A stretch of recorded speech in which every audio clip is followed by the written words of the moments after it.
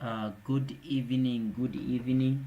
I hope you guys are well. I'm about to start with the session. I won't take time, and I apologize for being late.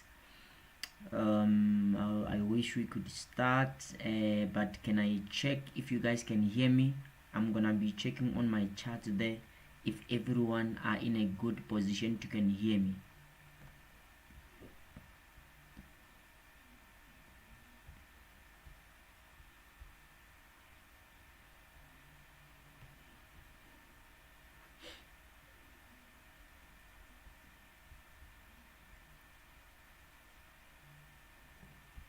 Those who are live now with me, can you hear me? Can I get a response on that one?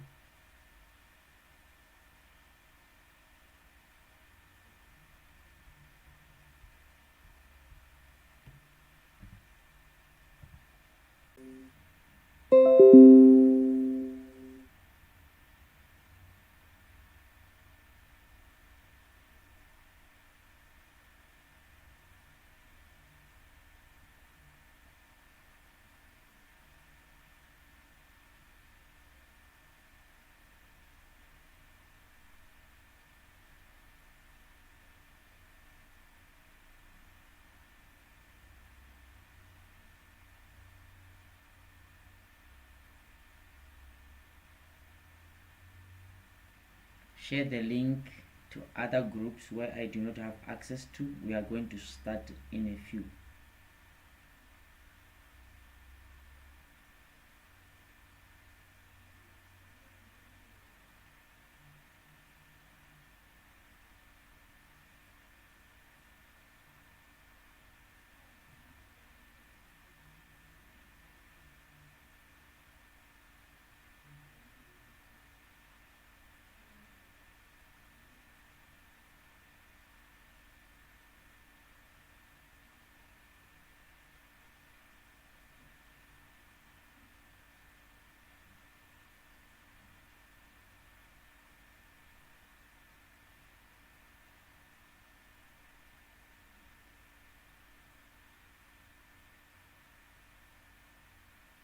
Let's share the link before I start. Share to other groups where I do not have access to.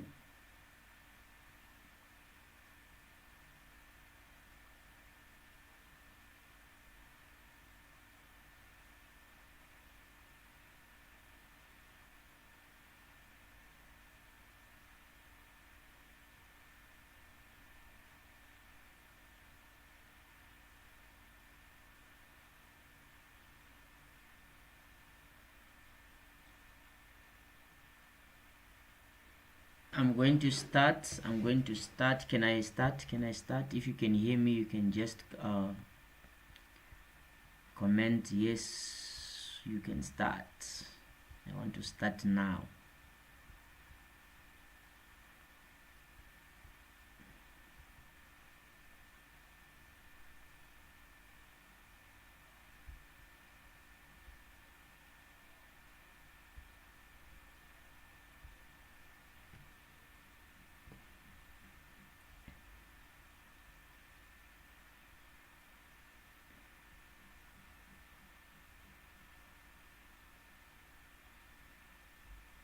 So we are going to start and do this question where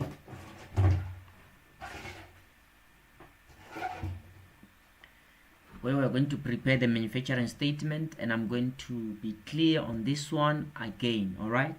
Because I want people to understand. So can you see my screen? Is my screen visible on your side?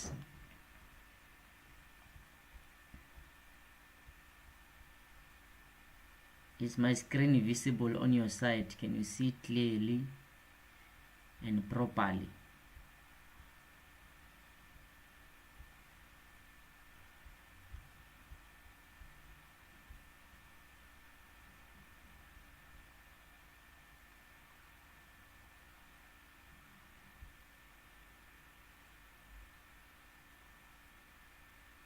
All right, I'm going to start now.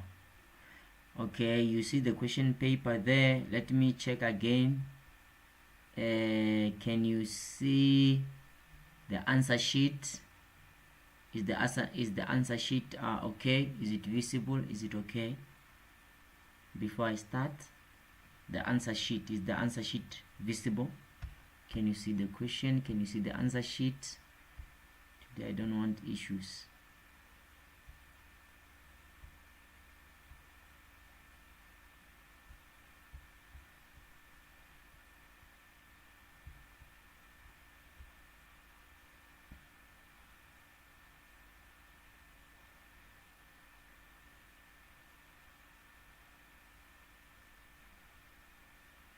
All right,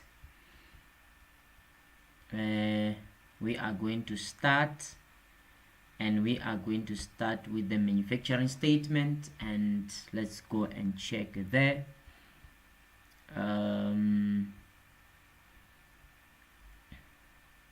So we have question 1 there. We are given a question on manufacturing statement. They're saying the following information relates to Jacobs Manufactures at 30 December 2021. And then they gave you items there. They gave you finished goods, work in progress, direct materials, opening and closing, indirect materials as well, opening and closing. And then they give you transactions that happened during the year right there. All right. And then they say to you, prepare the manufacturing statement or production cost statement for the year ending 31st December 2021. All right, so let's go and start there on this. So I want us to go and start on the answer sheet there. I want us to go and prepare here is the question. So I want us to go and prepare the statement or manufacturing statement. All right, so there we go. This is the question given, opening and closing stuff there, transactions during the year,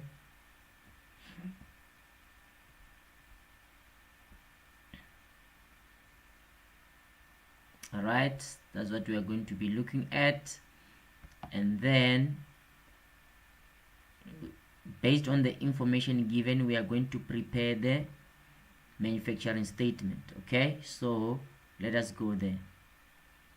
I want us to go to the answer sheet right now. And can I have something on the charts? How do we start? Where do we start when we are preparing the manufacturing statement? What is the first thing we do? Where do we start? Where do we start?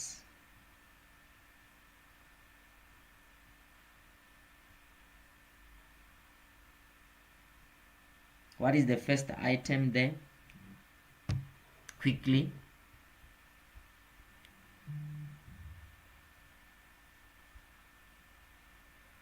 When we prepare the statement of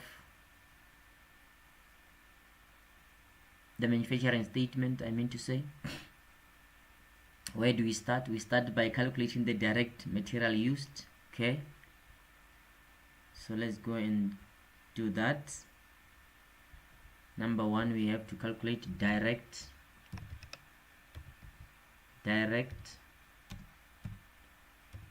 material used. And then under direct material used, we're gonna have, what is the first item there? It's gonna be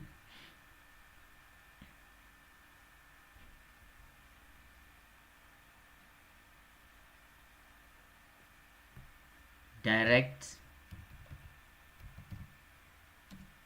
material inventory, opening. All right, and then we add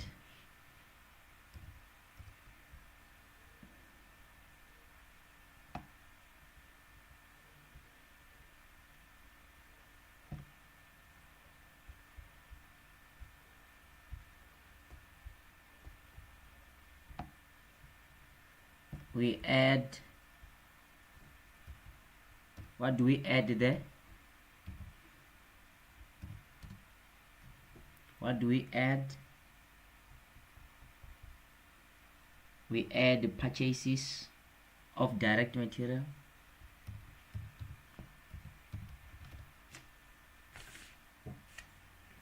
Purchases of direct material.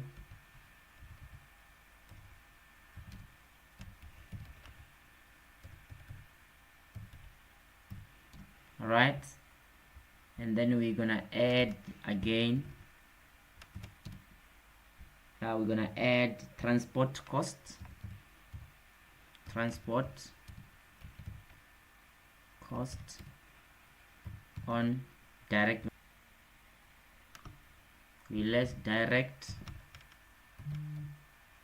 material.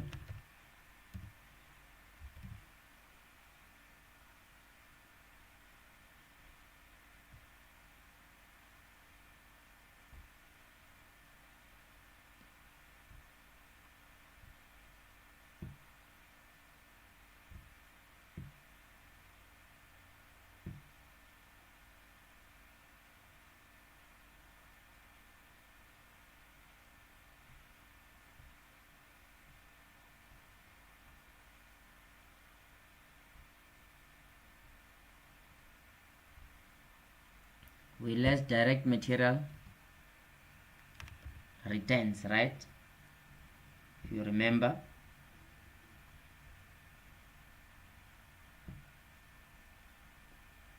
direct material returns, and then we also gonna less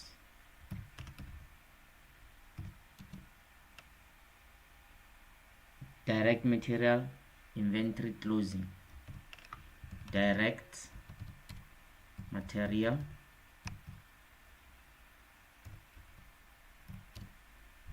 inventory closing. All right, and then after that we're gonna have direct labor.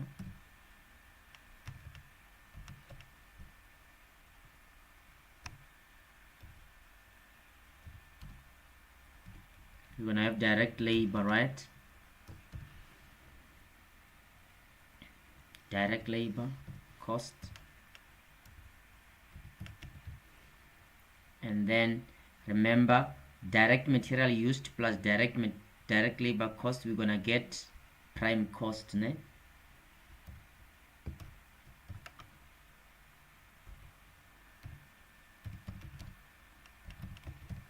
All right, or primary costs. So now I want us to go and do this, right? Remember, this side we're gonna record calculations, and then on the other side is the total amounts. Okay, so let's go and prepare this.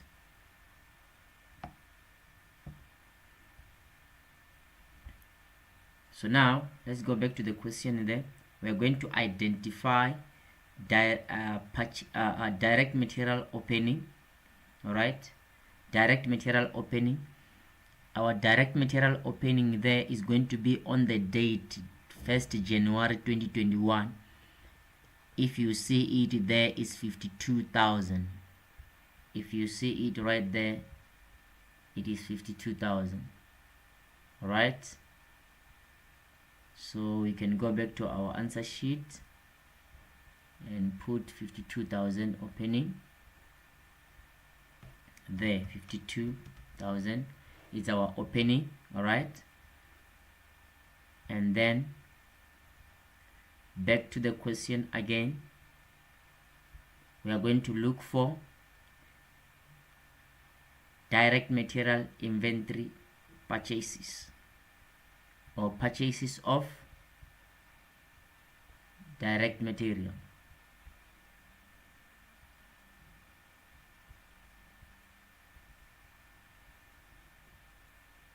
direct material purchases, there we go, is 253,500 direct material. So we go back to our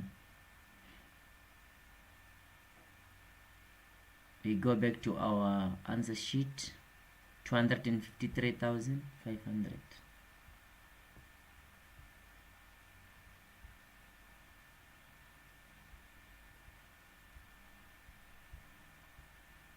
plus 253,500. All right, and then we go back again to our question. We are going to look for transport. All right, so our transport there is written, it's carriage on purchases. Remember, a transport has got its own types. All right, a transport has got its own types. So direct material purchases, there we have again, we also have got carriage on direct materials. Carriage on direct materials is transport cost of 3,400. all right, 3,400. So let's go to our answer sheet.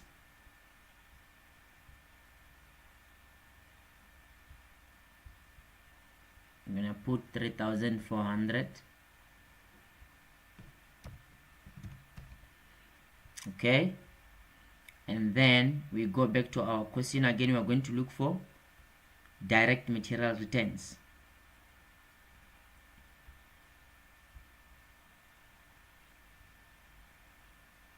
Direct material returns.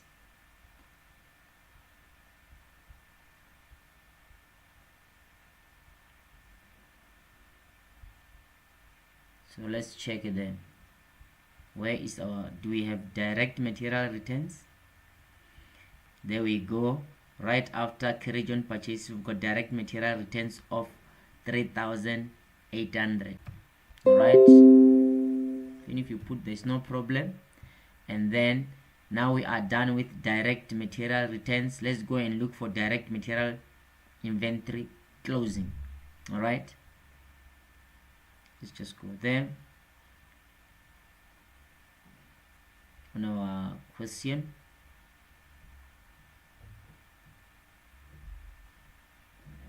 We are going to look for the closing.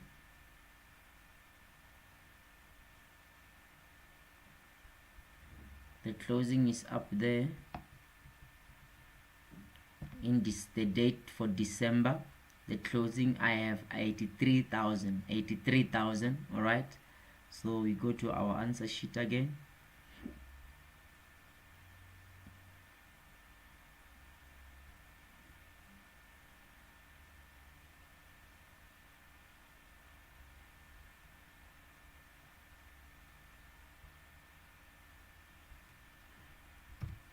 $83,000. Can put in brackets, you cannot, as long as you've indicated that you're gonna less it this side, because remember, in accounting, when we put brackets, it represents negative. Okay, so you can put, you might not put, as long as you've indicated that you're less. But if you forget to put less, you put brackets this side, you are still in the right track. So now we are done with the items that qualifies to be used to calculate direct material used. Okay, so let's calculate them quickly. Put the answer on the charts after you are done calculating. Everyone must participate, please.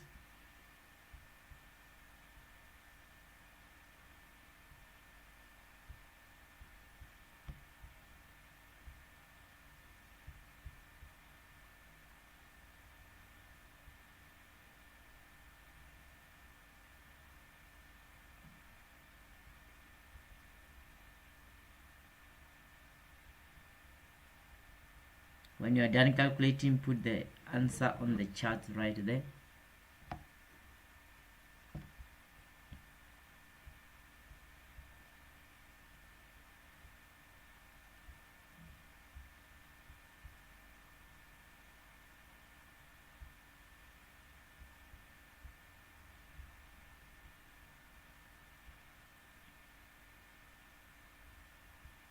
I see people are getting 222,100.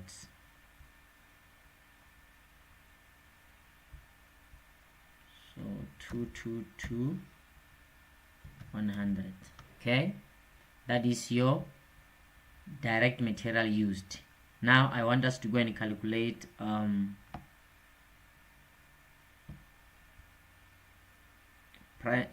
prime cost. So prime cost, we are going to put first our direct labor.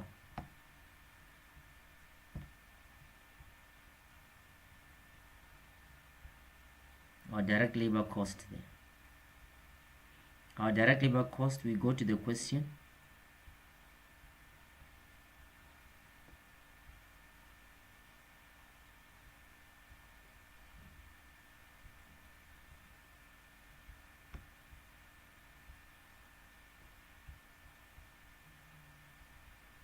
Let's see, our direct labor is there, is 64,000. all right, 64,000, and then we must just go to our answer sheet and record 64,000 is our direct labor.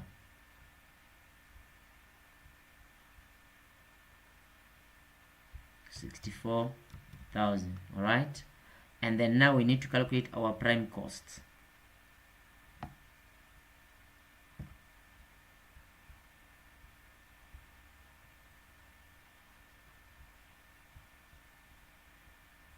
Our prime cost there is how much?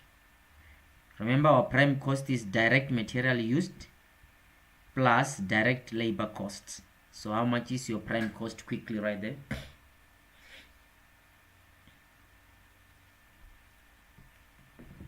Just put the answer on the chat. Can everyone participate right there?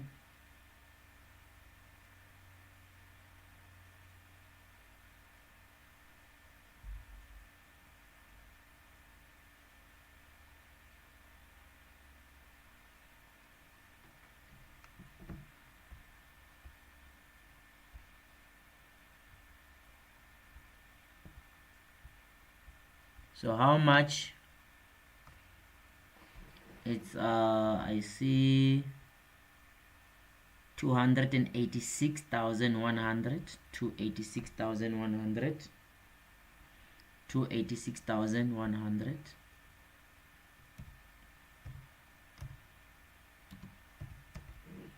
286,100. Okay, and then after that we go to what? We go to the next item, which is our manufacturing overheads. Our manufacturing overheads.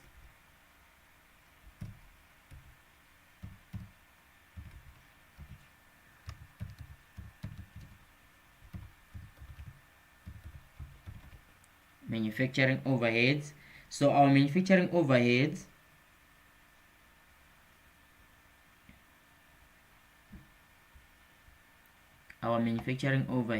there, let me do this. Manufacturing overheads.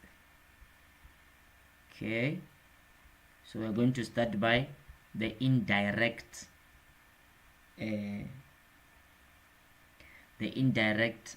material. That's number one, indirect material. And then I encourage that you calculate it. Either you're gonna calculate it according to the direct material used, or you can just open brackets there. You open brackets. After opening brackets, you are going to take indirect material opening. Indirect material opening, we are going to find it in the question right there. Indirect material opening. Let's go and check that.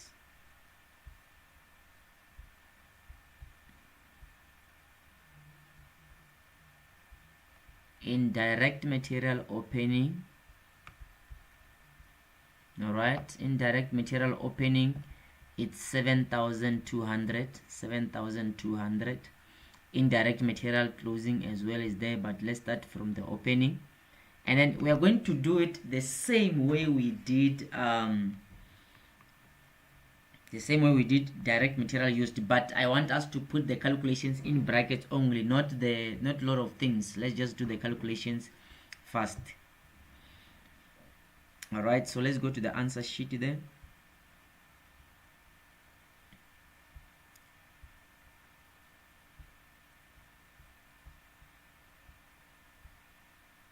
So we're gonna say 7,200 we plus, so we're gonna add the transport or carriage on purchases for indirect. So let's go to the question there to check how much is it.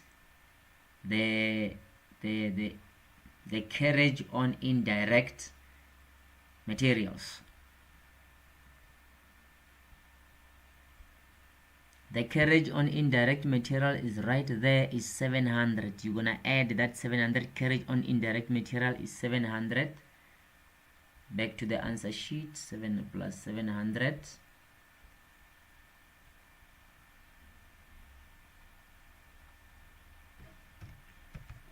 Okay, and then plus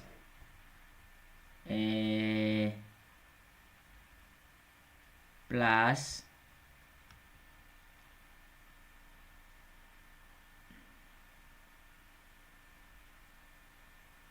purchases. We forgot to add purchases. We're supposed to start by it. Actually, we must add purchases. Indirect material purchases is 11,400.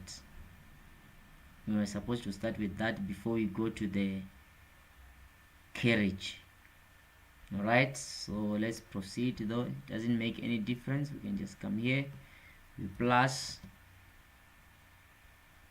11,400. Okay, that is your indirect material purchases, and then the 700 is for carriage, and then we're gonna minus indirect material returns. Indirect material returns. Back to the question.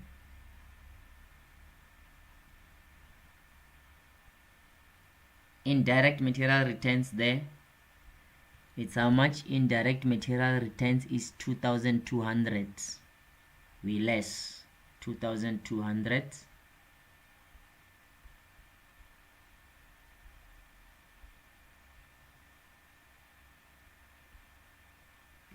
Less 2,200, and then we also gonna less our closing indirect material closing.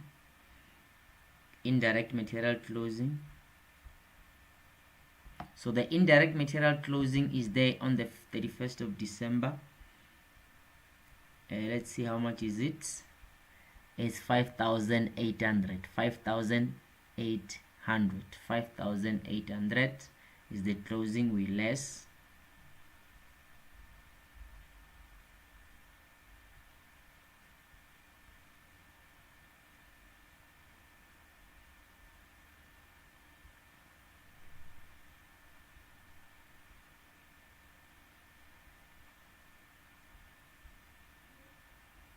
less 5,800, and then we close brackets there. And then how much is your indirect material cost? Your indirect material cost, how much there? Your indirect material, quickly.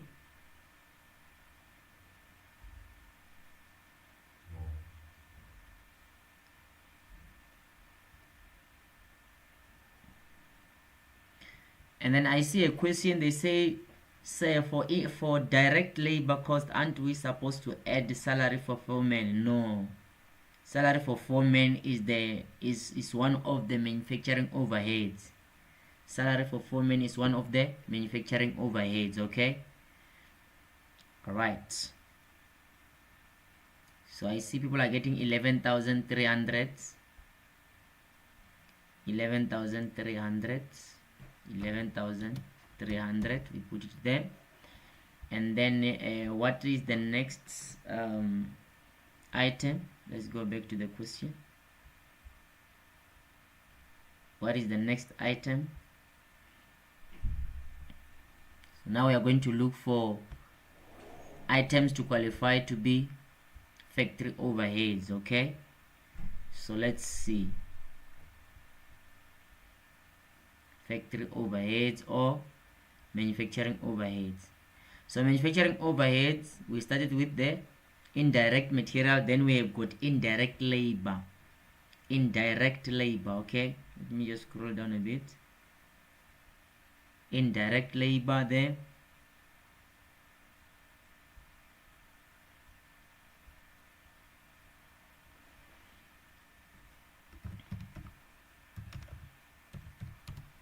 Indirect labor.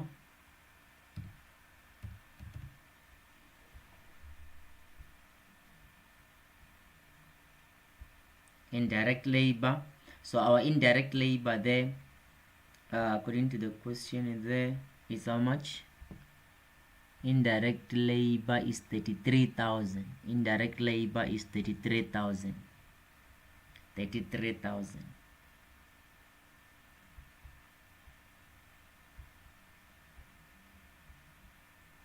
We put it there, 33,000. All right, and then let's proceed. Another one there is what? Salary for 4 men. You see, salary for 4 men is a manufacturing overhead. It's not direct. It's not direct labor. It's not direct labor. Did you get that? Salary for 4 men, 22,500.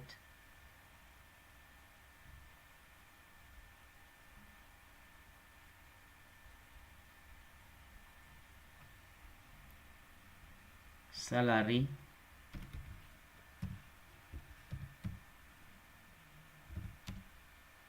factory foreman,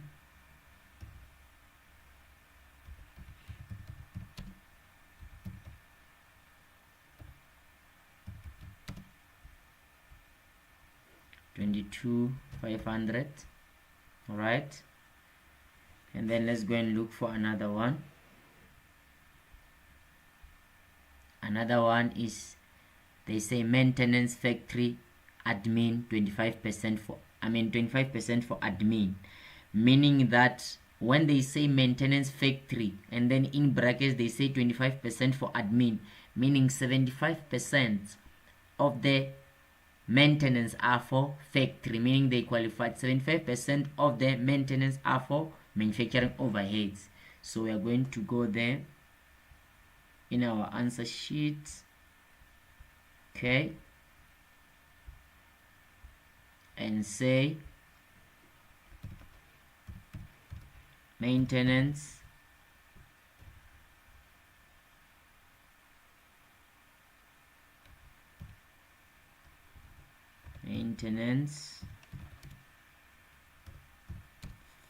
for factory, maintenance factory. All right, and then in brackets there we go to our question. We say 8,400. okay, 8,400.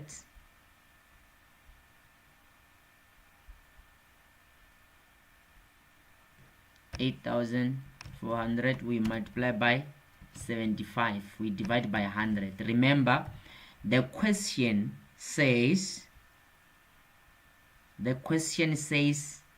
maintenance factory. All right, the question says maintenance factory.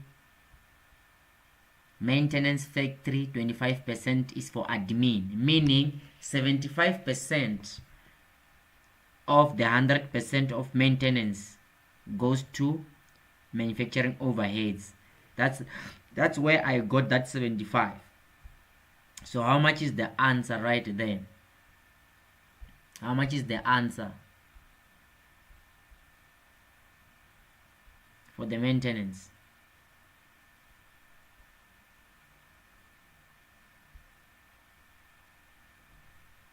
So maintenance, you are getting 6,300. okay, 6,300.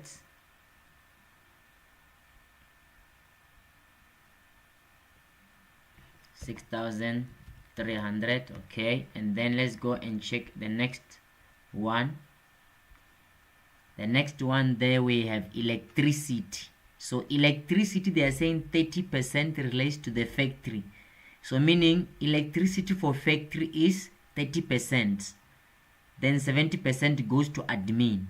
All right. So we've got 12,600 right there. We've got 12,600. Then let's go to the answer sheet and answer that. All right.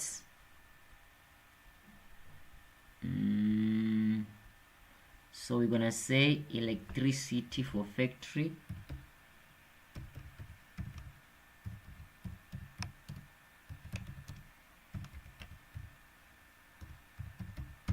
Electricity for factory, open brackets, we take the amount of the total amount of electricity, which is 12,600. all right, 12,600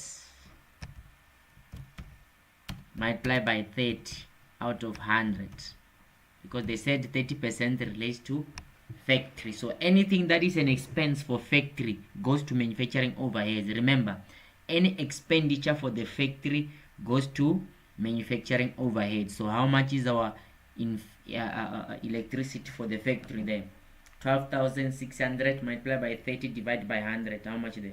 Quickly.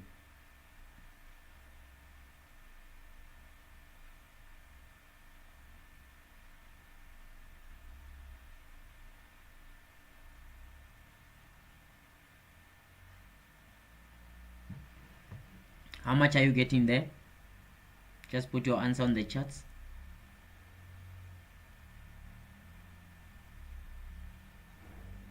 So it's 3,780. 3,780. 3,780. 3,780. All right, and then let's go and look for another one there. Depreciation, manufacturing equipment. So depreciation for manufacturing equipment goes to the manufacturing overheads, ne? Depreciation for manufacturing equipment, because in the factory we manufacture, so the depreciation is an expense for the manufacturing. So depreciation on manufacturing equipment, go to the answer sheet.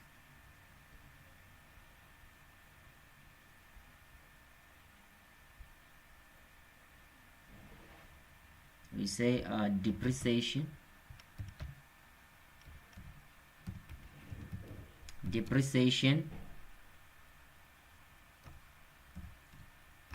on manufacturing equipment.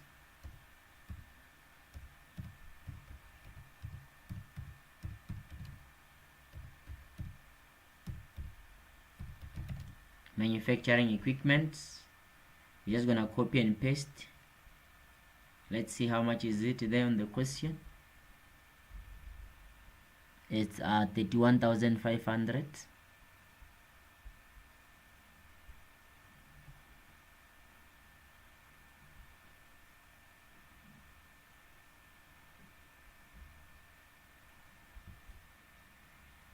$31,500.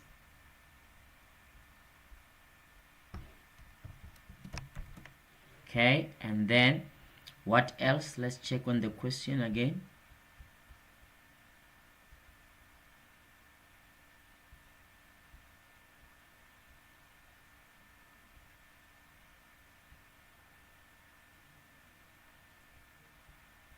So on the question there we have depreciation on office furniture. Office furniture expenditure cannot qualify to be manufacturing overheads. Selling expenses cannot qualify to be overheads. Sales cannot qualify to be overheads. Let's see what else.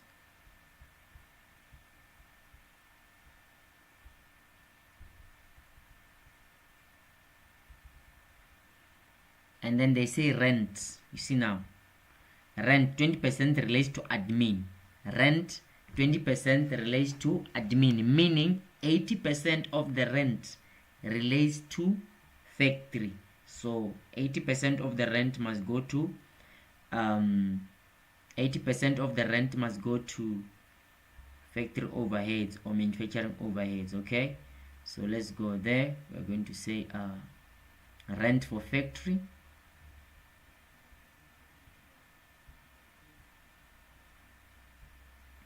Rent for factory there.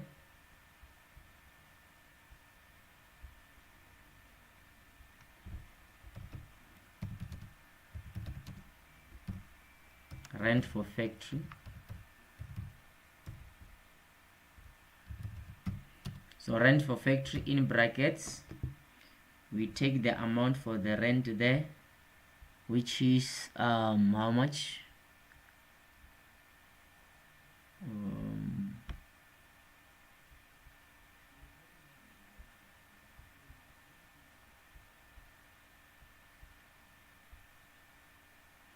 Is 13,400. 13,400. So meaning we go then say 13,400 we multiply by 80 divided by 100. How much is the answer there? How much is your rent?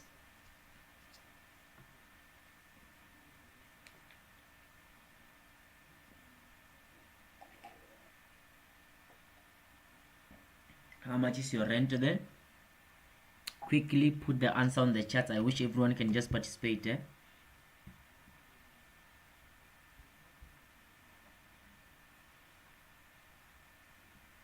$10,720. 10,720. 10,720. All right. And then now, I think that is the last amount for factory overheads. All right. There's no more. Let's just go to the question just to double check. I think that's the last amount, right? That's the last amount there. And then let's go up there just to double check. That was the last amount. Okay, and then now let's calculate our total manufacturing overheads.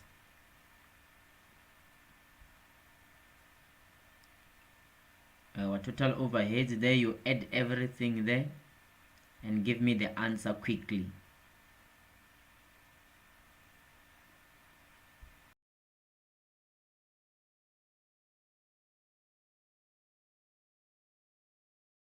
Can everyone participate on this one quickly?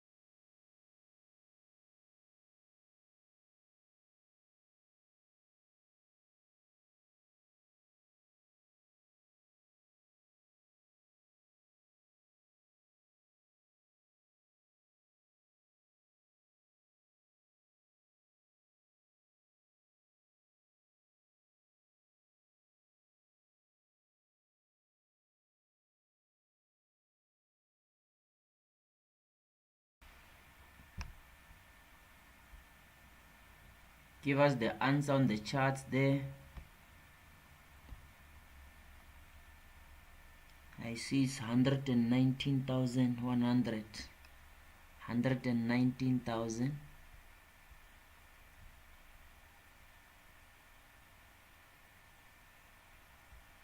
119,000, 119,100.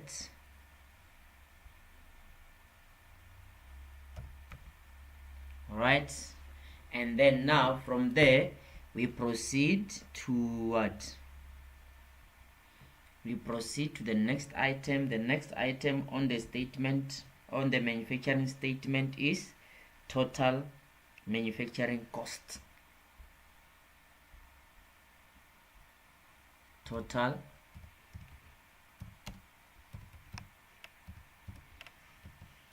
manufacturing cost. So the total manufacturing cost there is going to be prime costs plus manufacturing overheads. Prime cost plus manufacturing overheads. How much there?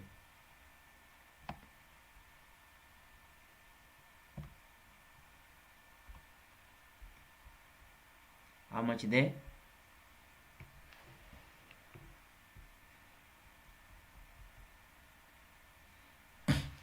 Give me the answer quickly so that we can finish this one.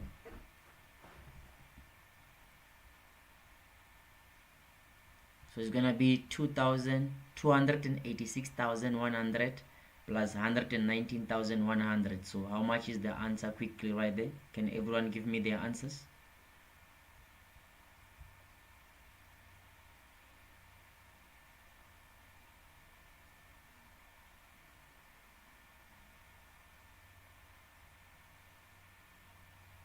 It's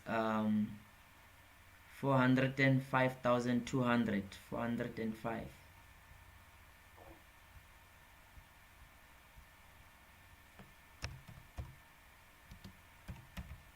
Is everyone getting that amount? Please post your answer so that if you are getting a wrong answer, we can be able to correct you. Please, let's all participate. All right, let's all participate there, and then we proceed to the next one. The next one, we need to calculate cost of goods manufactured. Remember, so to calculate cost of goods manufactured, we need to, if that's correct, we need to add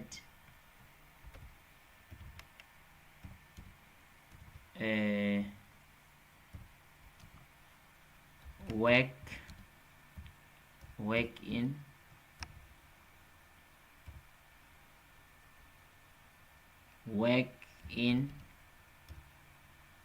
progress, opening. All right, and then we less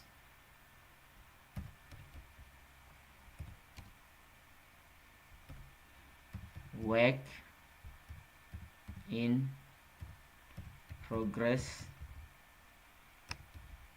of closing.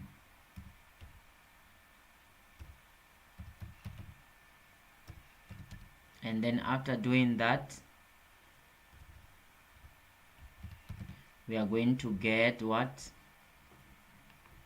are we going to get right there? Cost of goods manufactured. Cost of goods manufactured or produced.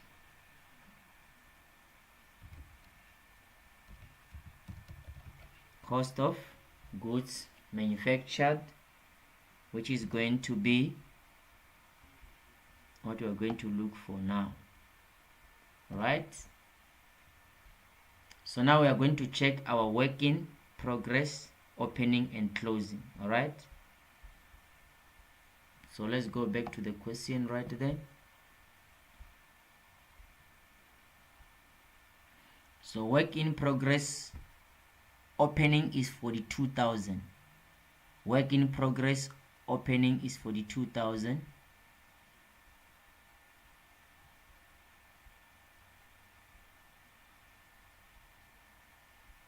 So we add 42,000, and then we're gonna less work in progress closing. So our work in progress closing,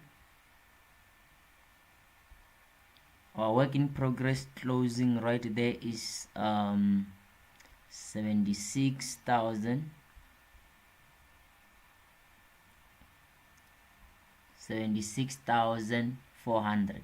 Okay, 76,400 less 76,400 we less. Remember I said as long as you indicated less, it's not necessary that you put in brackets, but you can put in brackets if you don't, no problem. They won't give you 0 for that. You are doing the right thing. And then now let's calculate our cost of goods manufactured. Cost of goods manufactured is going to be our total manufacturing cost. Our total manufacturing cost, you add work in progress opening, you less work in progress closing. How much is the answer? I will be waiting on the chat for your answer quickly. Let's all put our answers if you are wrong, so that we are able to correct you quickly right there.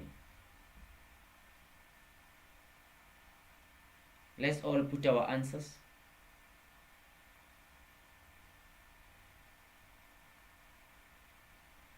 Well, we have 70 people connected, but we've got less than 10 people participating. Guys, let's participate.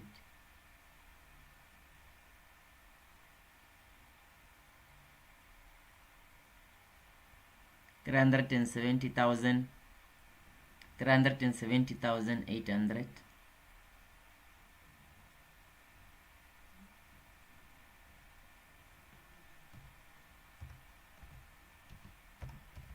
Is everyone getting 370,800?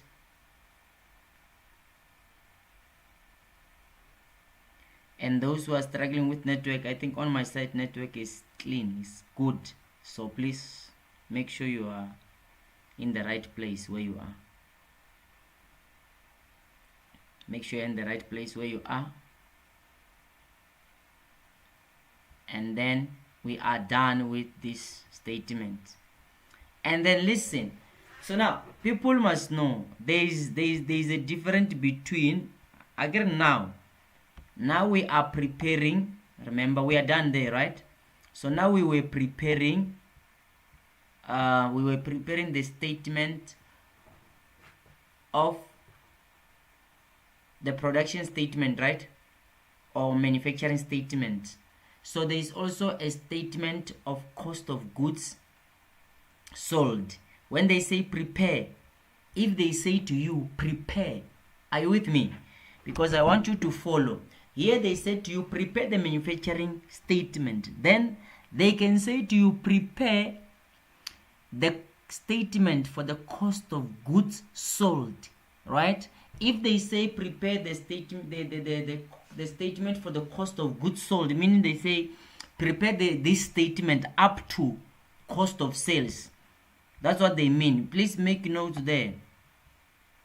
If they say prepare the statements for the cost of goods sold, you are just going to add finished goods here, finished goods, opening. Just clarifying this issue. You're going to add. Remember, if they say to you, I'm just going to clarify this quickly because I don't want issues, okay? And then you less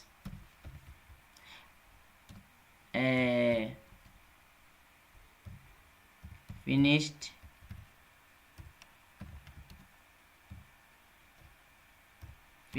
goods closing.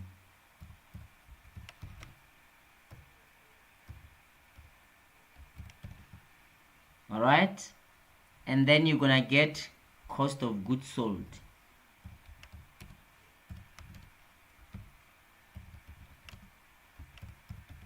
or the other term for it is cost of sales. This is when they say to you, listen, right? Pay attention. Remember, in the question we were required to prepare the manufacturing statement, right? Of which the manufacturing statement or production cost statement is from here, right?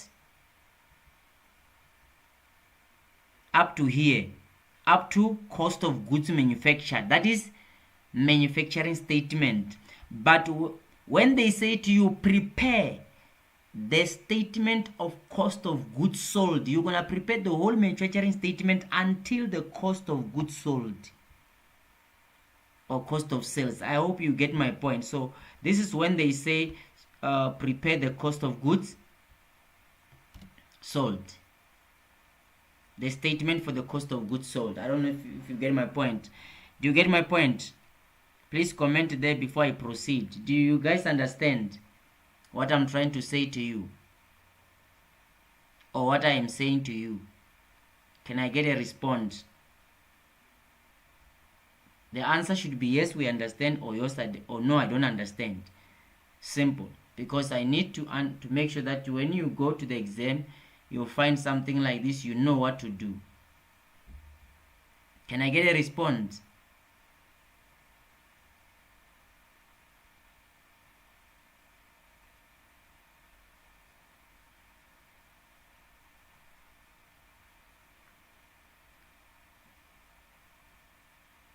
All right, I see people are saying they're getting me. So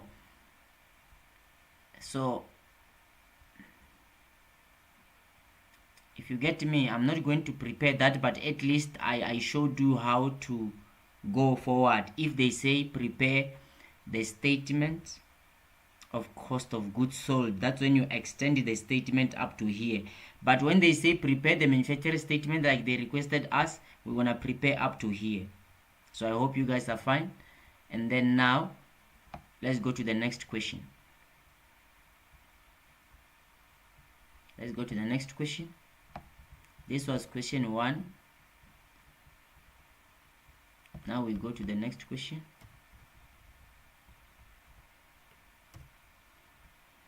Question 2.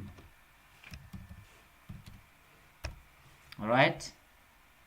So question 2, it's what? CVP, okay?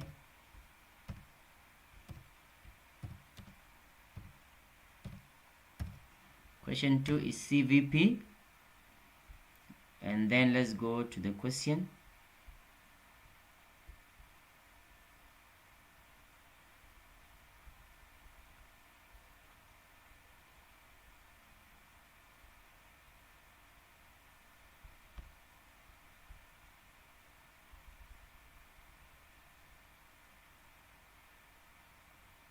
I hope you know this question, some of you, but let's go and try and do it together again. So here they are saying Asikukune Pty Ltd. Let's see, let me just display the question. There we go, our question 2 there. And I hope you have the question paper as well. I've sent in the group, right? So let's proceed. They say Sikukune Pty Ltd plans to sell 2,000 bicycles. Those are your number of units at 500 Rand each in the coming year, ending 31st December 2026 or 2026. They gave you products cost include there. So there they gave you direct materials per bicycle. They gave you direct labor per bicycle. They also gave you variable factory overheads per bicycle. They also gave you total fixed factory overheads 25,000. And then we've got selling and administrative expenses. Then they gave you a variable selling expense include a commission of 25 Rand per bicycle, and then fixed selling and administrative expenses total 40,000. All right. Okay. And then number 1 there, they say to you, number 1, They say to you, calculate the total variable cost per unit. Total variable cost per unit, meaning you must know what are the types of variable cost here. Number one, direct material is a variable cost. Two, direct labor is a variable cost. Variable factory overheads is a variable cost. Variable selling expense include a commission of 25 is a variable cost. All right, so we're going to add those four to calculate total variable cost per unit. Okay, total, that's number one in question 2.1 there. I'm gonna say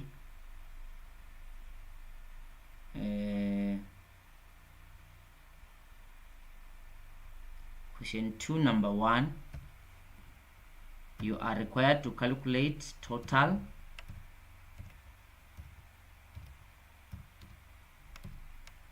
variable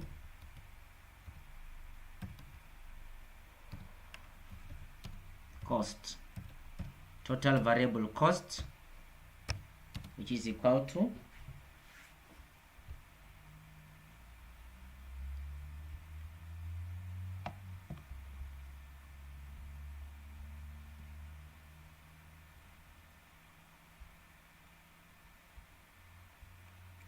going to be direct material 200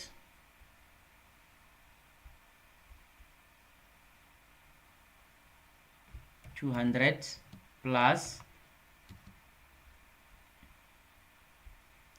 direct labor per bicycle 120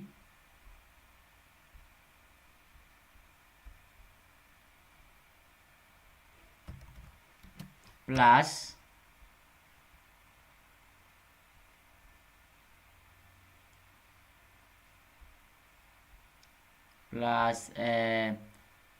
variable factory overheads per bicycle, which is 30,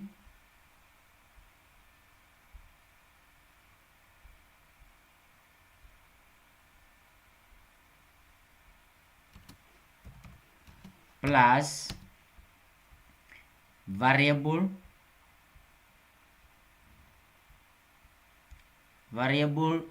selling expense that include commission of 25 rand per bicycle. All right, so we're gonna add 25 rands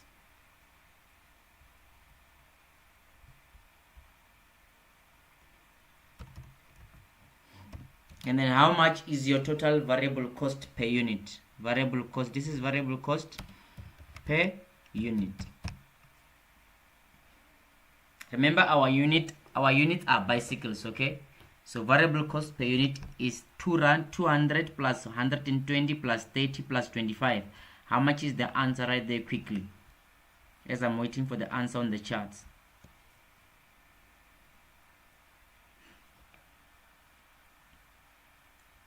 $375.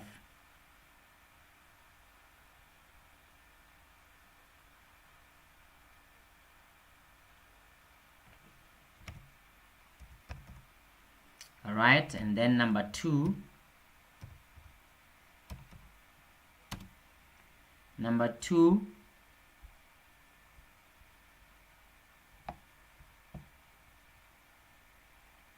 they say to you, calculate the total fixed cost for the year. Total fixed cost. So our total fixed cost there, we are going to add total fixed factory overhead, which is 25,000,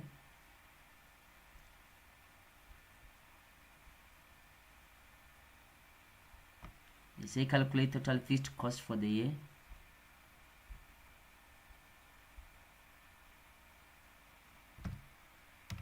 Total fixed costs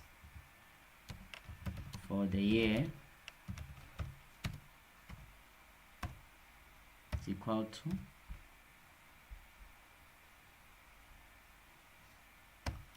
$25,000 plus 25,000 plus 40,000, the one on the fixed selling and administrative expenses, total 40,000. All right, so let's go to the answer sheet, add 40,000, and then how much is the answer there quickly? How much is the answer there quickly?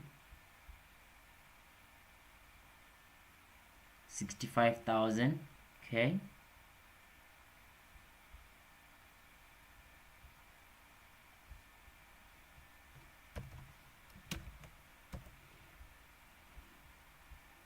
$65,000, and then we are done there. Number 3,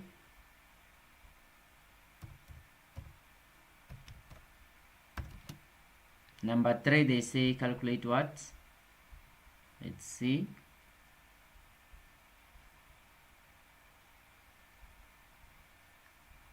On number 3, they say prepare the marginal income statement.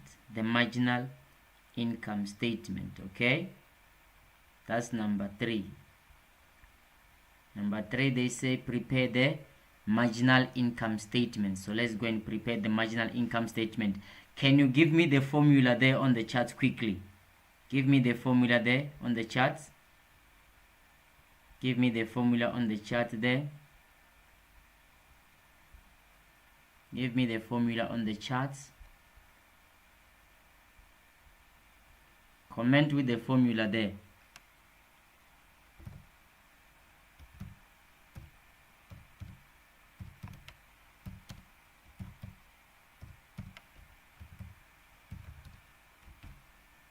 Marginal income statement.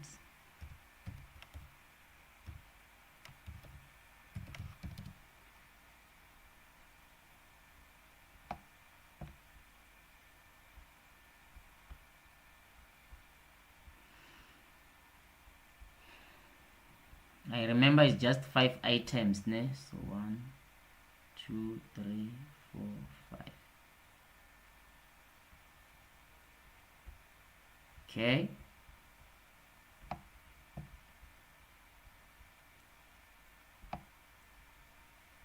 Remember, you're gonna need this table like this, and then here you're gonna put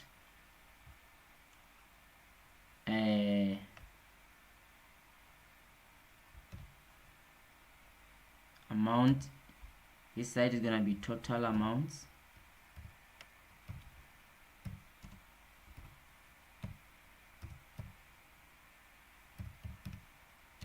and rent.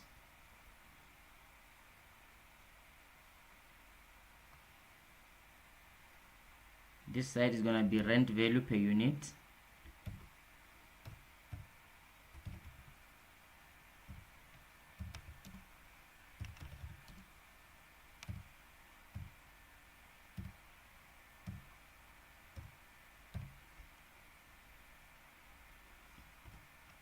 Okay, and then I'm going to check on the chart there if we have the answers.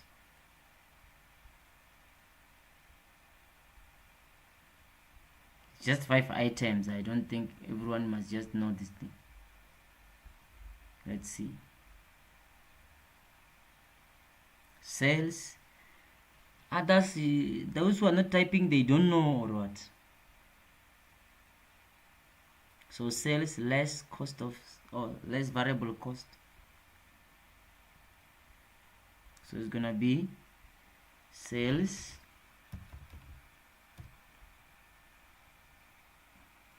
less variable cost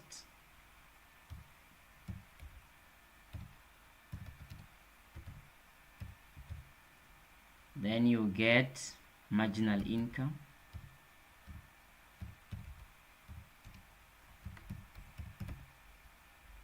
and then we less total fixed cost, you get net profit. All right, And then the sales per unit there, they said is how much? Sales per unit, they said is 500. Okay,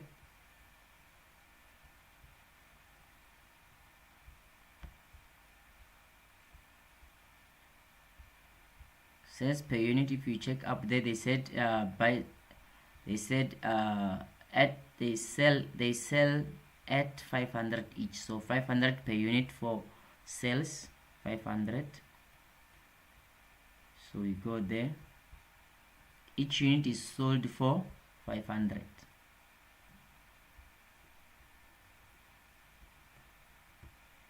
So where they say rent value per unit is just gonna be 500.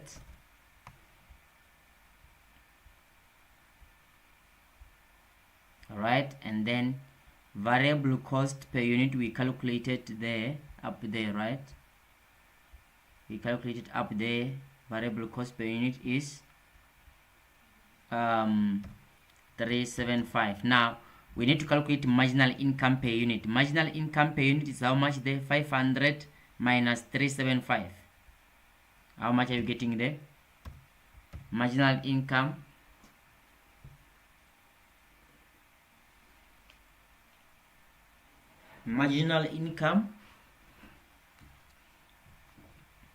give me the answer for marginal income quickly. You're gonna say sales, you less variable cost, you get marginal income or contribution margin. How much are you getting there?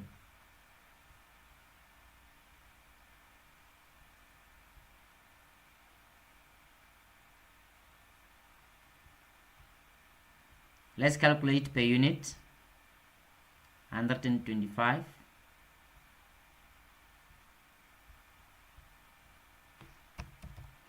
And then now we are done there. Now we need to calculate what? We need to calculate sales. How much is your sales there? Quickly. How much is your sales? Your sales, remember, is going to be number of units to be sold, which is 2000 multiplied by 500. How much there? Let's calculate sales. Total sales is going to be 500 multiplied by number of units there, which is 2000. So it's going to be 2000 multiplied by 500. How much is your total sales? Total sales. How much is your total sales right there?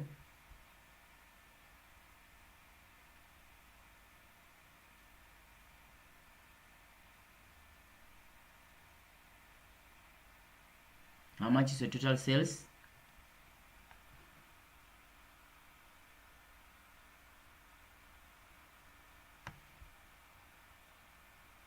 How much is your total sales right there? 1 million. Okay.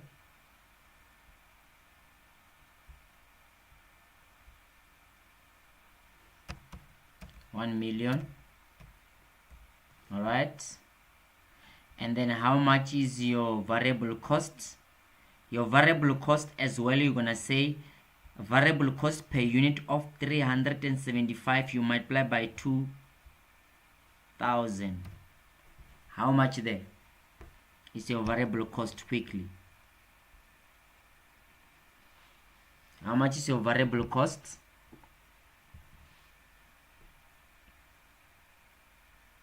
How much is your variable cost? Your variable cost is going to be 375, which is variable cost per unit. You multiply by number of units sold, which is 2000. Quickly, can I have the answers quickly from everyone? 750,000. Okay. 750,000. Remember the brackets you can put, you might not put, as long as you indicated that you're gonna less this side. So now let's calculate our marginal income. Our marginal income is going to be 1 million, you less 750,000. 1 million less 750,000. How much is your marginal income right there? How much is your marginal income right there? Quickly, marginal income 1 million less 750,000. How much is your marginal income? Total marginal income, quickly.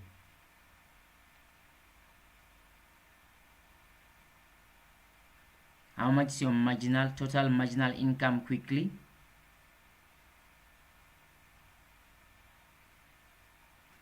$250.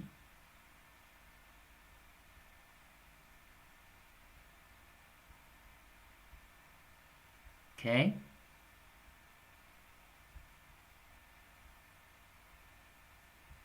$250,000, and then we're gonna have to less our total fixed cost. Our total fixed cost is 65,000. Total fixed cost is 65,000. We have to less 65,000, so we're gonna say 250 less 65,000. How much is your net profit right there? How much is your net profit right there? How much is your net profit right there?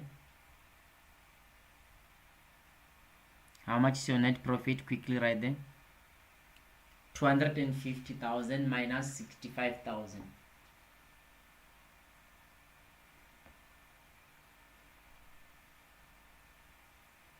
Can we have that quickly?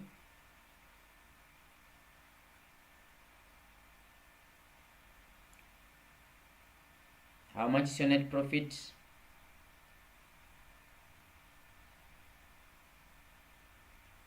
Let's bring the answer quickly.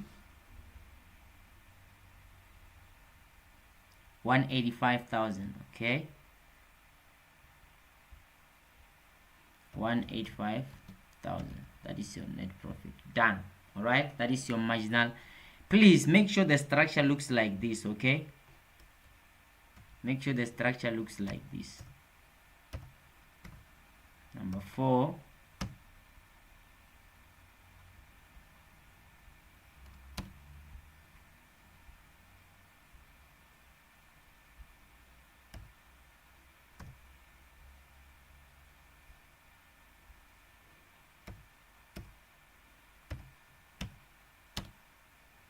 So number 4 there, let's see what are they asking.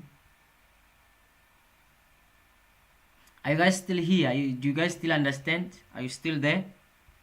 If you are still there, just comment I am still there. If you are still there, just comment I am still there. As we are going to calculate the next item.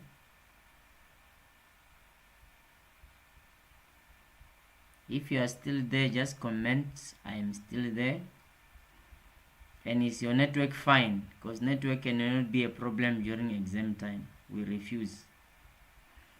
And then here, number 4, they say calculate the number of bicycles Sekhukhune must sell to break even, meaning calculate the break even point in volume or units. They're basically saying calculate break even point in volume or units. Okay, so let's go to the answer sheet there, and then in the meantime comment with the formula for break even point in units. In the meantime, comment with the break even point in units formula. All right, what is the formula for break even point in units right there?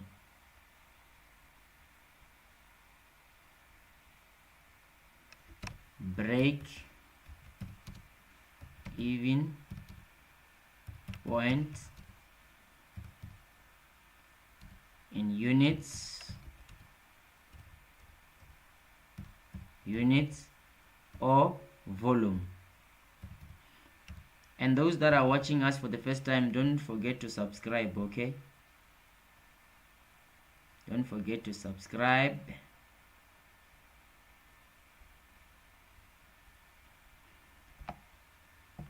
Can I have the formula for the break-even point in volume or units right there quickly? What is the formula? Must start with it there. What is the formula? What is the formula?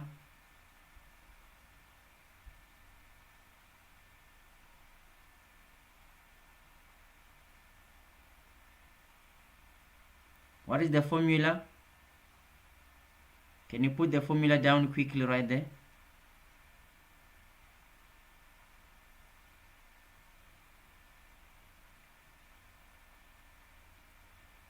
Others that are not putting the formula down, you don't know it, and tomorrow you are writing. Are you joking? So the answer for the formula there is what? Total fixed cost divided by marginal income per unit, ne? Marginal income per unit.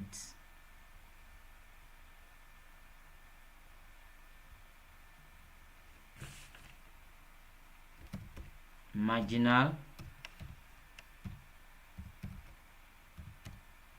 income per unit. That is the formula to calculate break-even points in units or volume. Okay, marginal income per unit, and then it's equal to, now let's calculate. We're going to say our total fixed cost is 65,000. 65,000 divided by our marginal income per unit is 125 rand.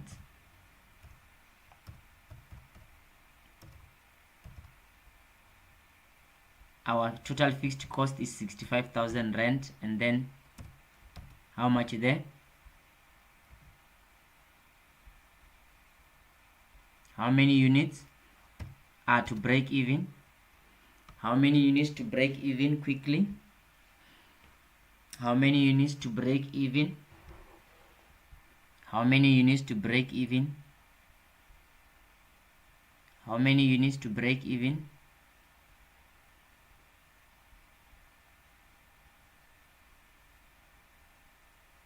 How many units to break even quickly?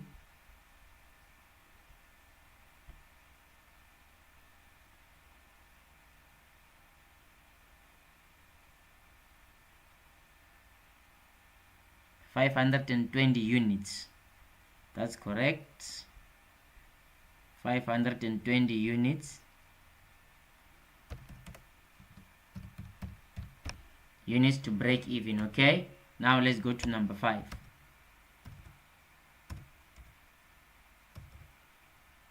Number 5, what did they say on number 5 there?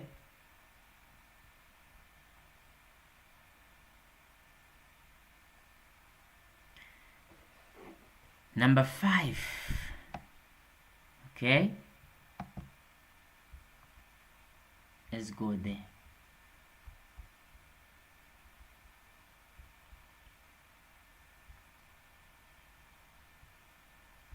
Number 5, they say calculate the contribution margin ratio. So now, what is the ratio for contribution margin? What is the ratio? Put the ratio on the chart there. What is the ratio? Because number 5, they say calculate the contribution margin ratio. Contribution margin ratio. So what is that ratio? Please give us that ratio quickly there on the charts. Calculate the contribution margin ratio. What is the ratio? What is the formula for the ratio? Let me see. What is the formula for the ratio? Quickly. We have got a lot of stuff to cover. Let's not be slow.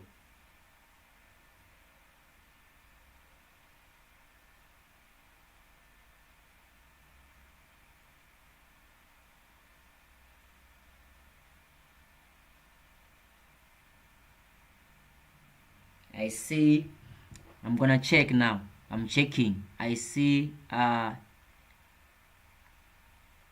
Tasia are sales less variable cost in brackets there divide by sales. That's what are you saying? After you are writing tomorrow, you cannot tell me you don't know the formula. Others who are not typing the formula, you don't know it. More marginal income per unit divided by sales per unit. The last snamil. That's what are you saying? Oh, guys, no. We must know this. You are writing tomorrow at 9 and you don't know the formula. How?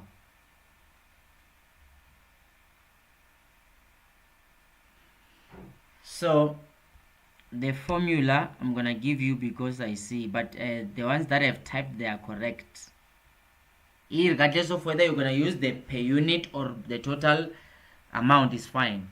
The formula is marginal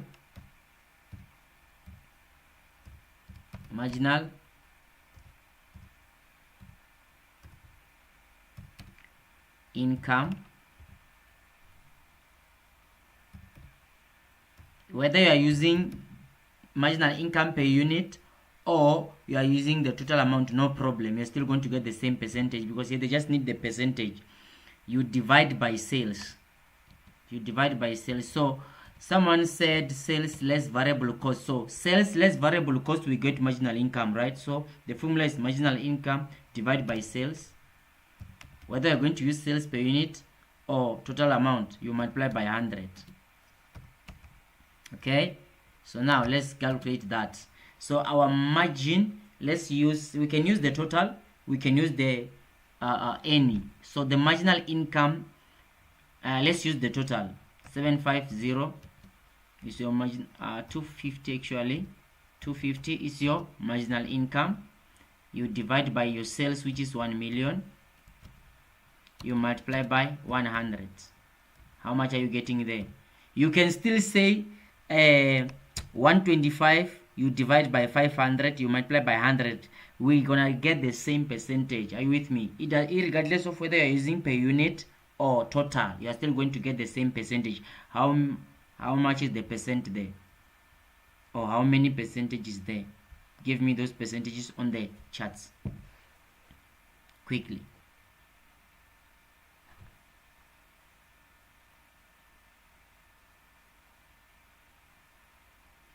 How many percent?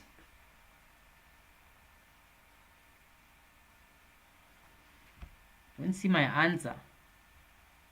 The answer sheet. Oh, it's the question. Here is the answer sheet. Sorry for that. Here is the answer sheet.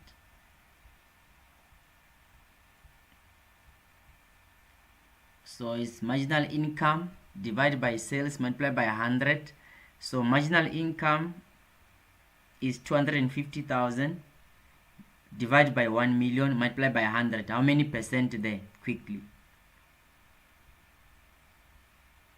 How many percent?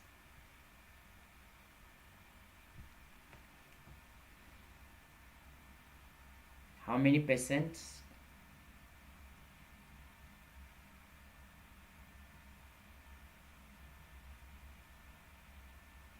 %25%. Okay, 25%.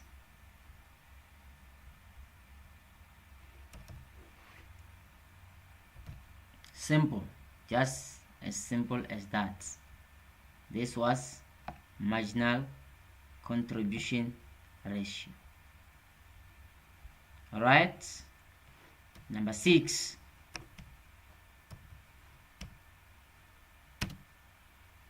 Number 6.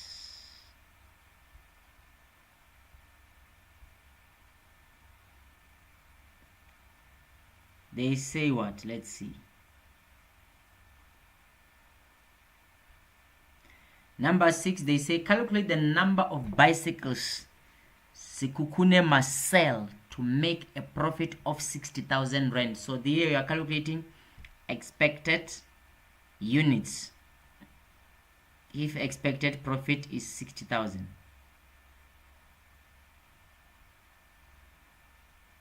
They are basically saying calculate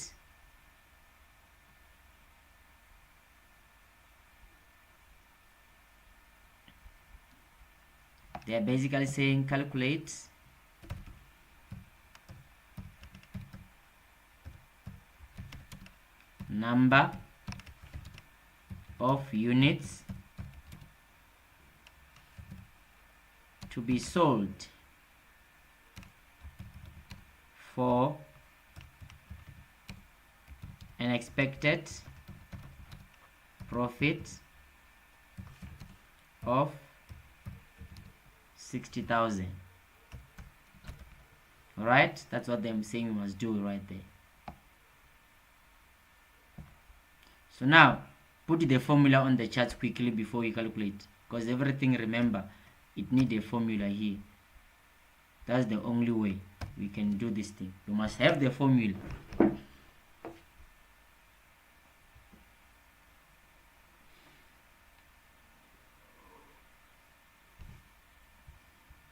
Come on, come on.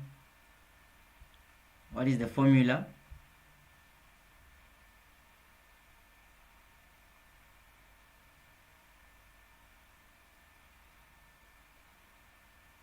What is the formula right there? Let's put the formula quickly there.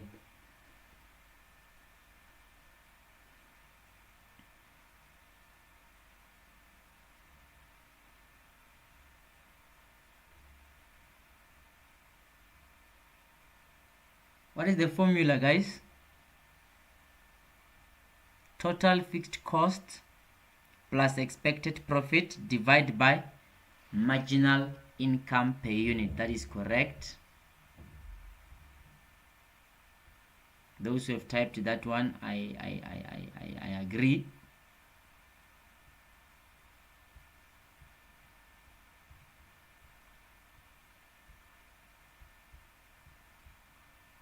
So the formula is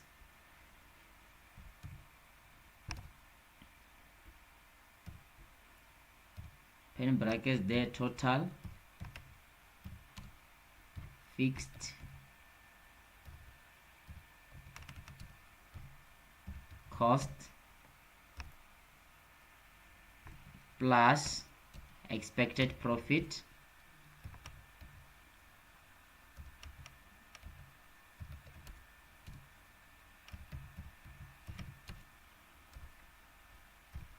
divided by marginal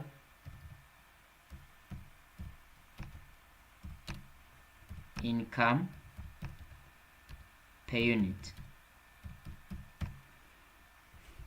All right, which is equal to our total fixed cost is 65,000. Can just open brackets, 65,000 plus expected profit of 60,000, close brackets.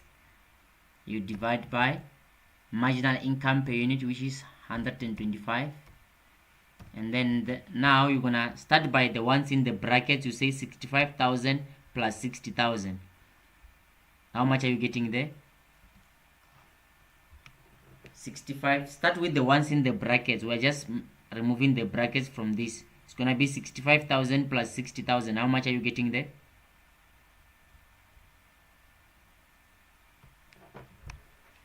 65,000 plus 60,000. How much is it? Can I have the answer on the charts quickly there? Are you guys still there? Are you sleeping or what?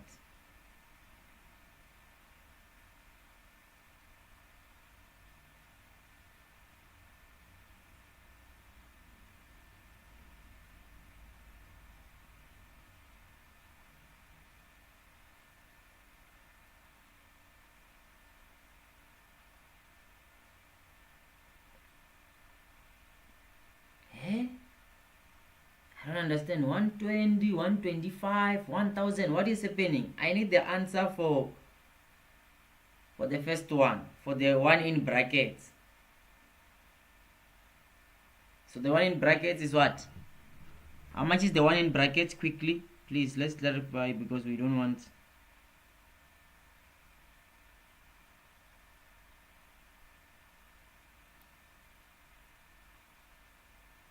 Because there must be order.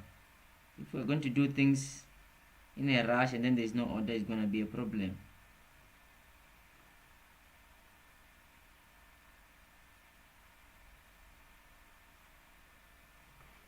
Okay, 125. So it's going to be 125 units, or 125 rent, I mean to say. Then you divide by 125, And then after dividing by 125, how many units to sell to make a profit of 60,000? How many units to sell there? 125 divided by 125. 125,000 divided by 125.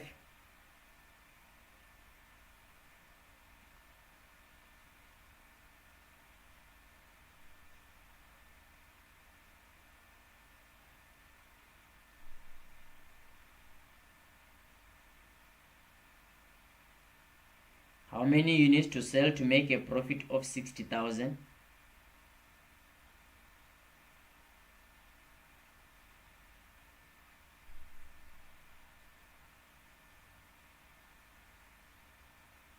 How many units to sell to make a profit of 60,000 there?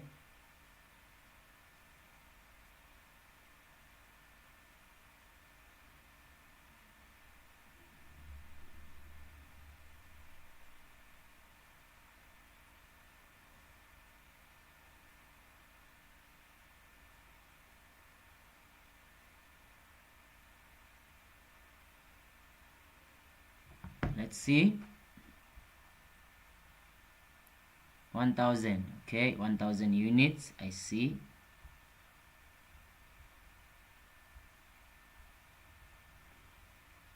$1,000 units.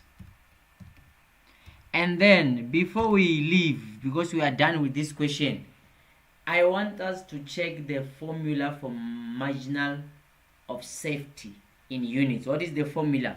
Put the formula there on the charts. Formula, because hey, I'm scared for tomorrow, for someone here. Marginal safety. What is the formula for that? Just put on the charts, I'll confirm. We have to move to the next question.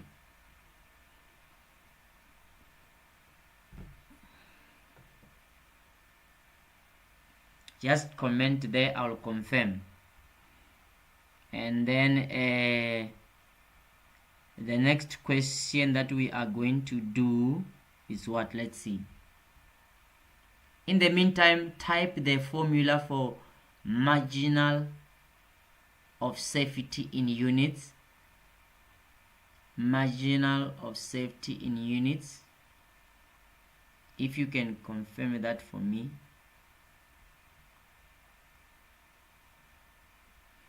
Because I see danger if you don't know that one tomorrow.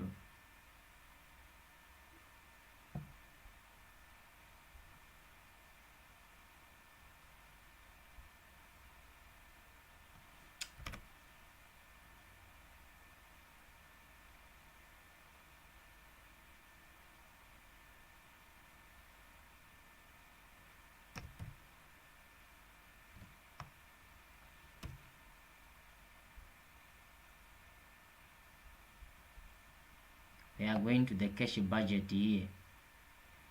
That's question 3. Cash budget. Alright. So now I was asking, remember, I need the formula. The formula for marginal of safety in units. Marginal of safety in units.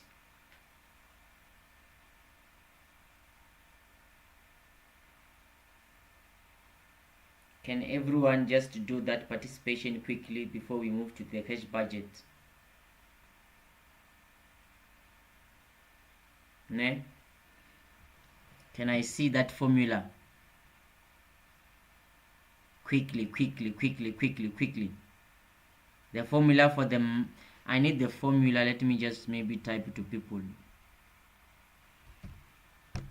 I need the formula for marginal of safety in units. Quickly. Marginal of safety in units quickly.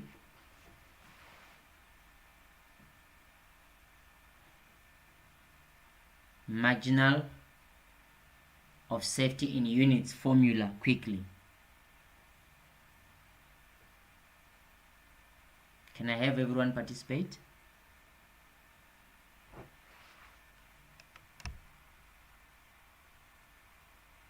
And then that's correct, sales units less break-even points in units. And I also need formula for marginal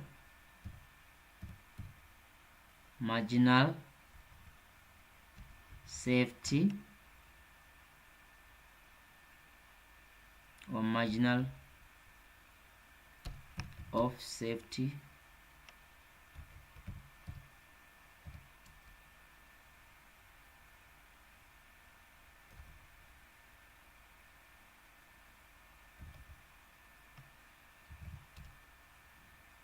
in rent value.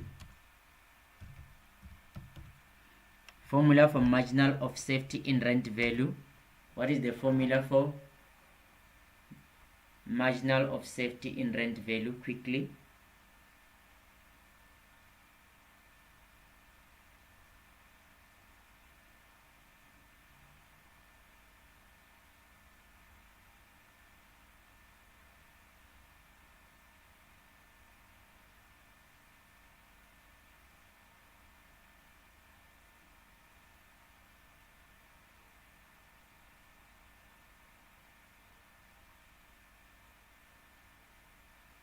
Can I have the formula for them?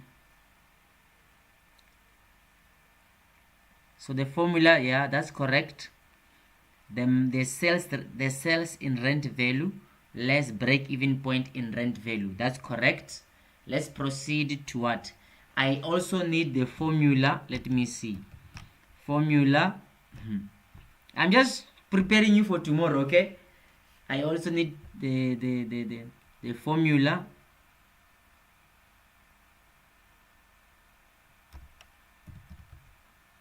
for marginal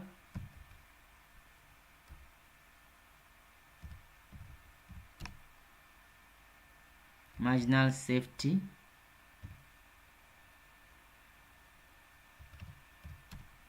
ratio.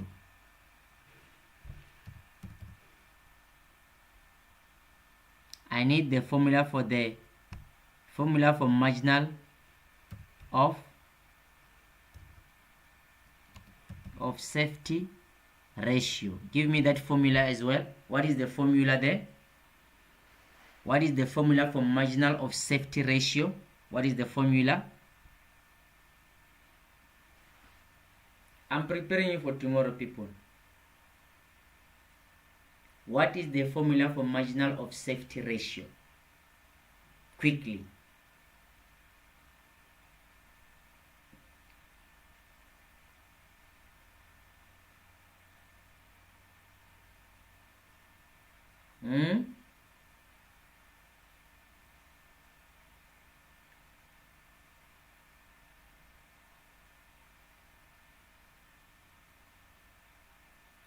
What is the formula for the marginal of safety ratio? Quickly. I need that quickly. I need us to go and take a 10 minutes break at 11:30, and then we come back at 20 to 12. We do the budget. We are not sleeping, we are here. Uzolala mawuqeda kubhala. Ulalelana. What is the formula, guys, for the marginal of safety ratio? Is it the first time you see this? Of course, it's there in your textbook.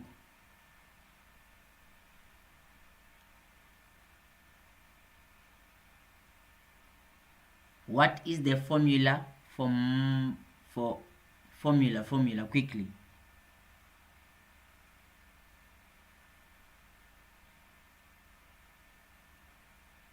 What? How, when? Where did you get that?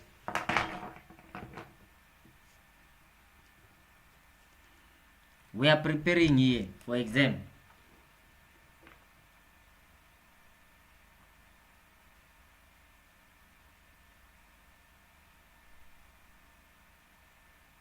guys, go and check in your textbook. I want to give you, is there in the textbook, is there, but people don't know it even today. Is there. So I want us to go and take 10 minutes break. We're coming back at 22. Go and go and rest, go and drink water, do something, go to the bathroom. We are coming back in 10 minutes.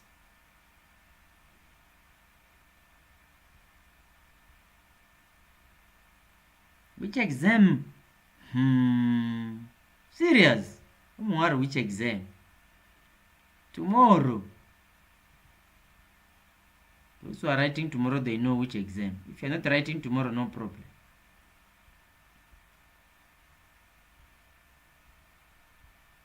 So let's take 10 minutes break and then we come back. All right. So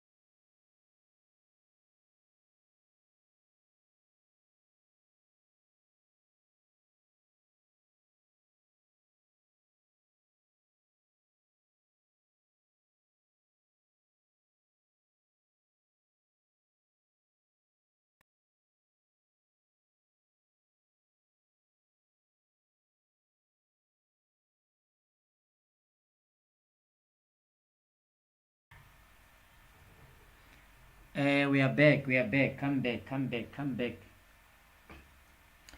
Are you guys here? Are you still here? Come back here. We want to start with the budget.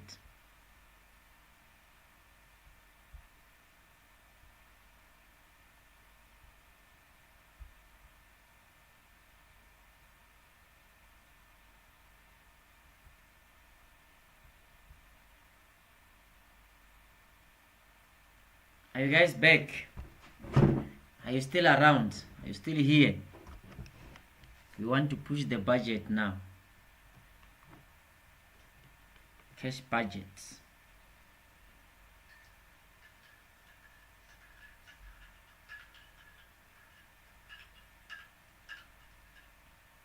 Guys, are you sleeping? Tell me I want to sleep. Or you are still here?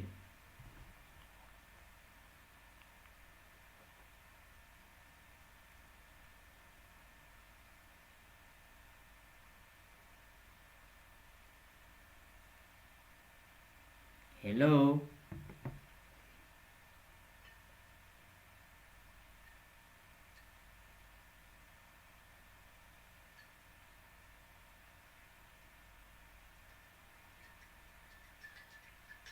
Are you guys still here?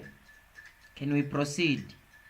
Tell others that we are back live now. We want to proceed. The lesson is, the break has ended now.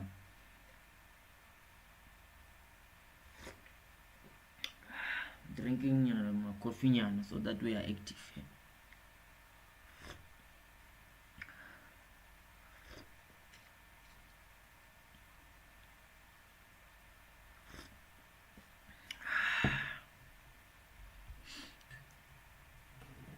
Tell others that we are back. Don't come back alone.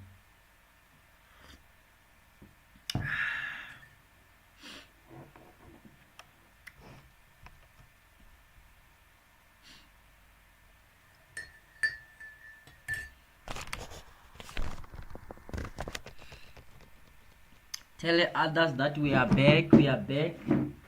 We want to proceed.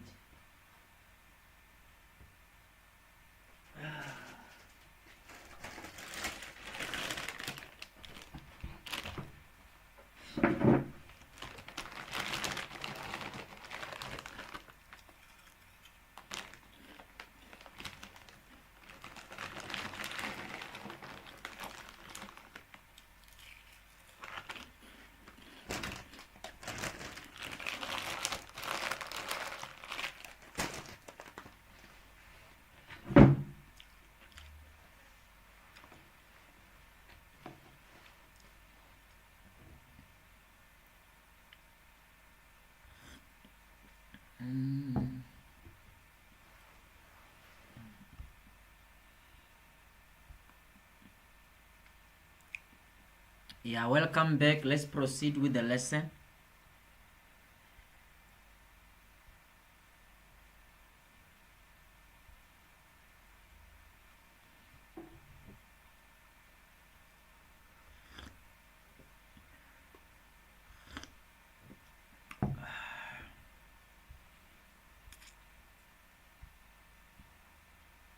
Okay.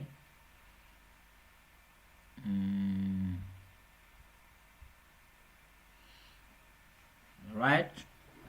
So I want us to analyze this question properly because we are going to prepare data's collection schedule. Okay. We are going to prepare data's collection schedule for the cash budget. Okay. Data's collection schedule. All right.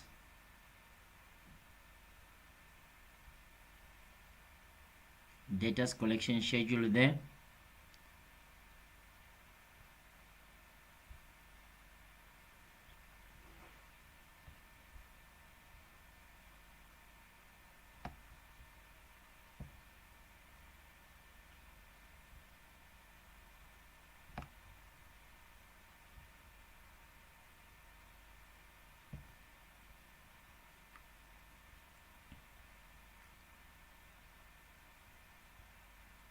So remember, on the data's collection schedule, we need to put the months that we are going to be dealing with,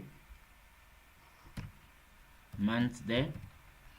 And then another term for data's collection schedule is sales, ne? Data's or sales. And then months, we're going to deal with months. We're going to calculate our credit sales. And then we're also going to check the months that we are going to deal with for the budget. So let's go to the question there.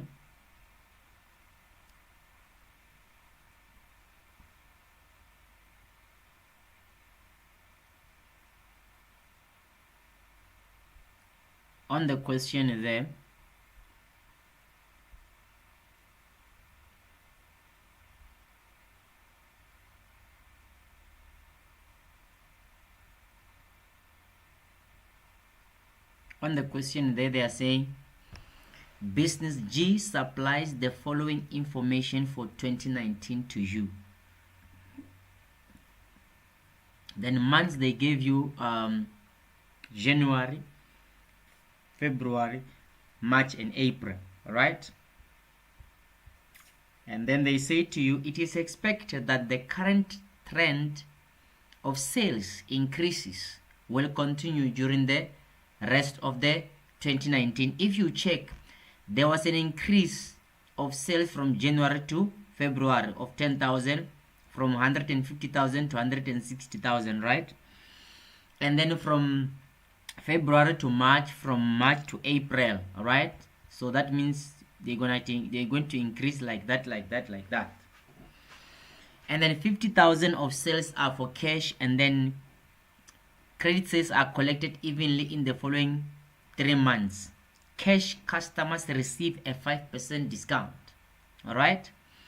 Purchases are estimated at a 70% of sales, and 30% of purchases are paid for in cash from after receiving a 3% discount. The remainder of the purchases are paid for in the following month. Business G will pay a dividend of 10,000 in July 2019. Factory overheads are paid evenly during the year and amount to 36,000 in total. This amount includes depreciation on machinery of 6,000. So remember, depreciation is a non-cash item. In the cash budget, we record the cash items, right? Not non-cash items. We record the cash items. So depreciation does not belong to the cash budget. I hope you guys are following. Depreciation does not belong to the cash budget, so it means we have to subtract that amount when we record, okay? And then salaries and wages amount to 22,000 a month, but all employees will receive a 10% increase in July. All employees will receive a 10% in July. And then they gave you a balance there. On the 3rd of April 2019, bank overdraft 66,000. All right, that means our bank has been overdrafted, is negative. Then they say to you, draw up a cash budget for May, June, and July. So I don't know if you guys are following there. All right, so our months for the budget is May, June, and July. So we go to the answer sheet there.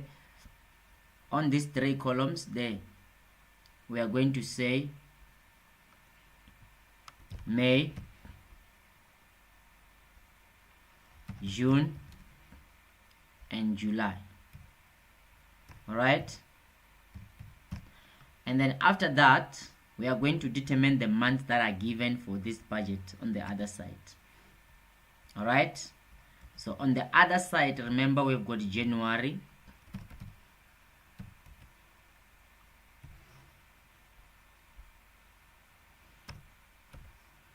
we have January, February, we have March,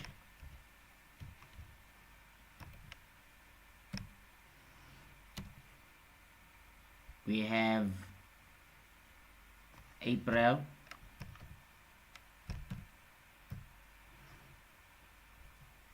May, June and July.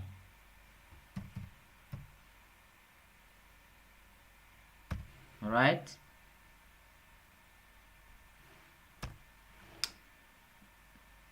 And then maybe they will have total. Okay. So now we need to calculate our credit sales for January, February until July.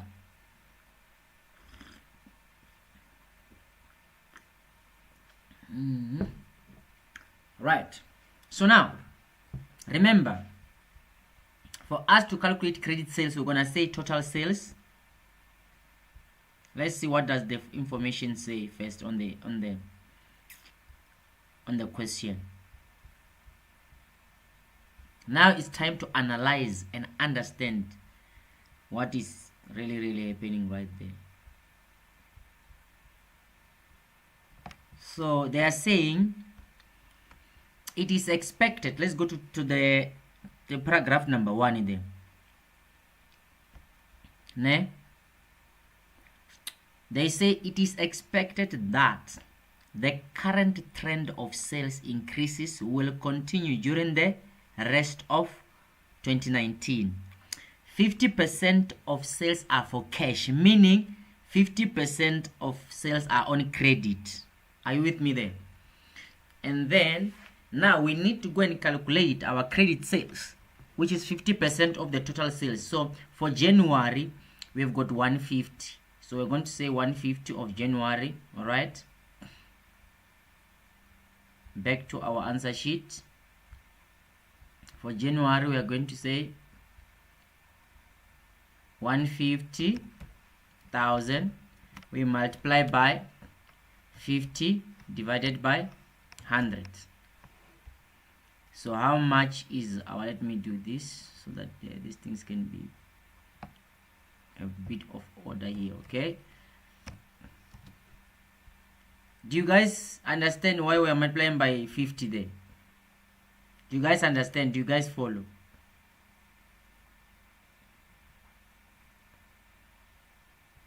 Do you guys follow?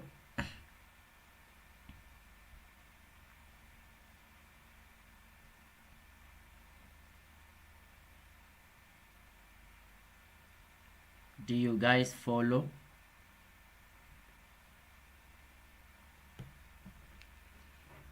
Can I proceed? Can I proceed? Can I have a respond on this one?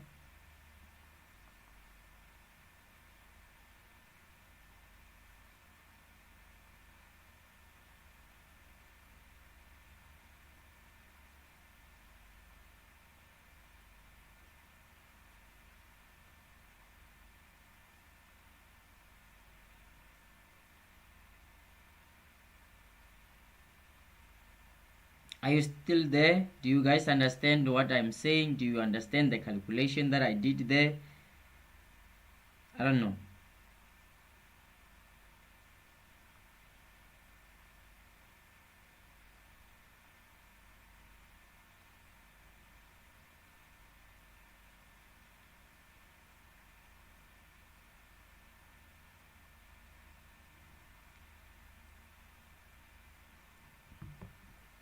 Okay, so let's proceed if you guys say you understand and you are there. All right.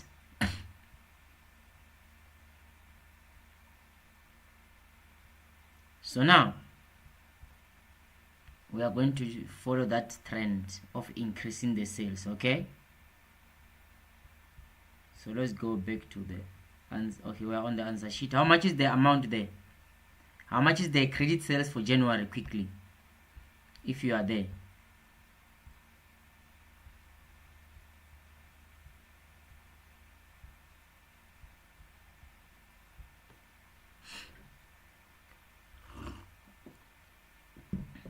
How much is the sales there?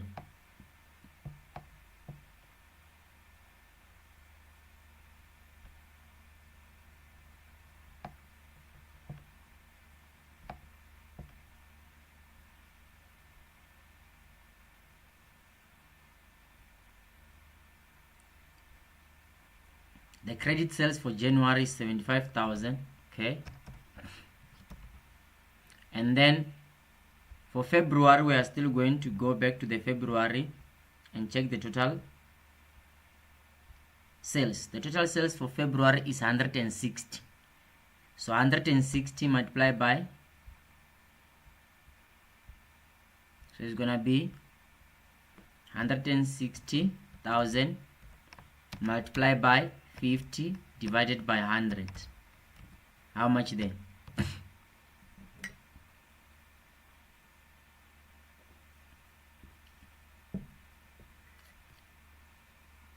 How much is the credit sales for February? Quickly.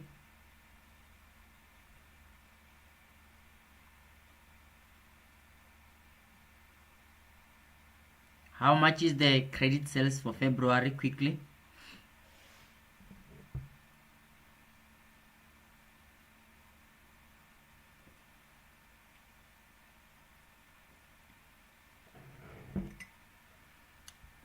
$80,000.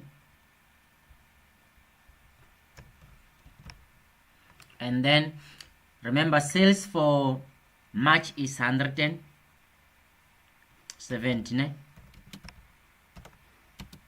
170 times 50 divided by 100. How much is the credit sales for March? Because remember, the trend must increase by 10,000 going forward. It doesn't change. Remember the statement, right? So I'm just gonna make sure that I become a bit quick here so that we catch up. So how much is the credit sales for March? Credit sales for March.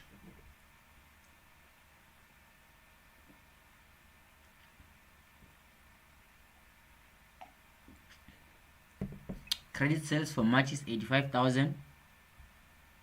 Okay.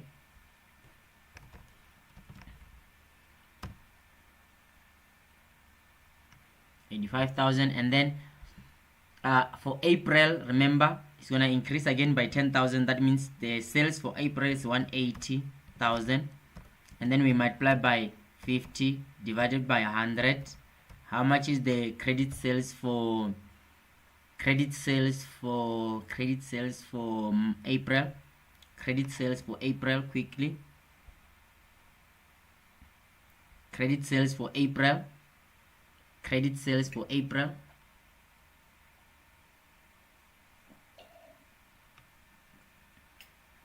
Credit sales for April.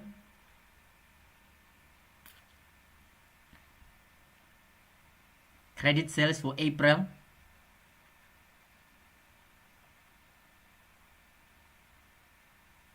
$90,000.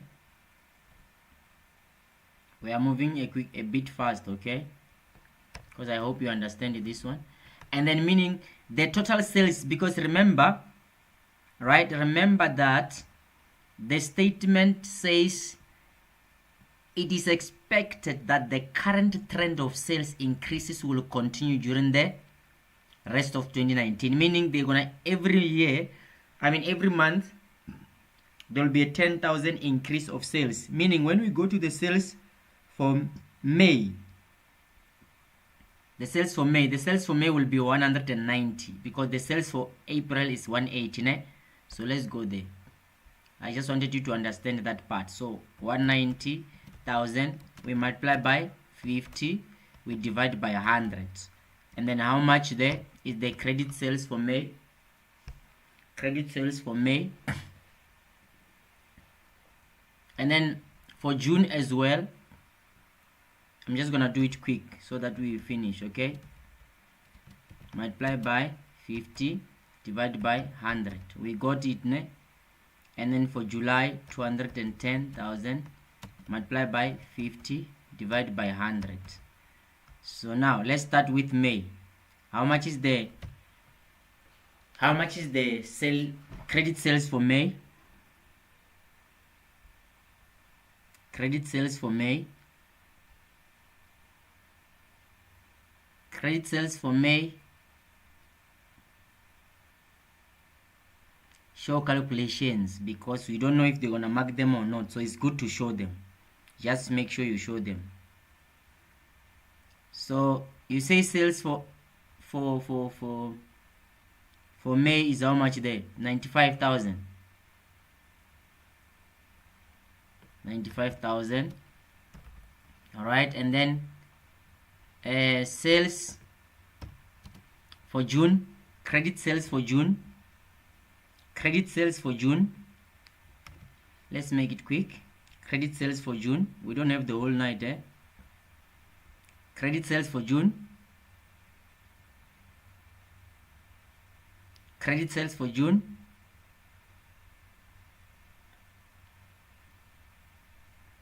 Credit sales for June is 100,000.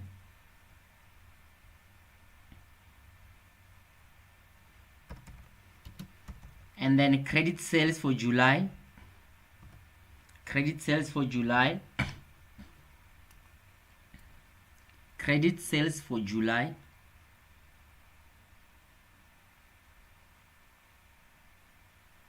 Credit sales for July quickly.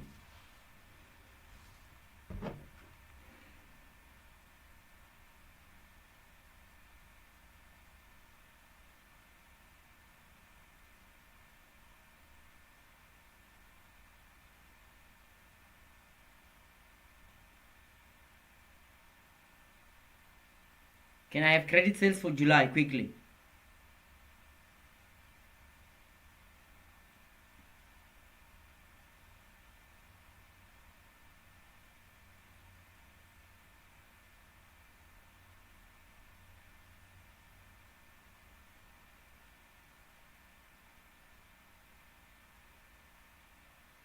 Credit sales for July is 105,000, okay?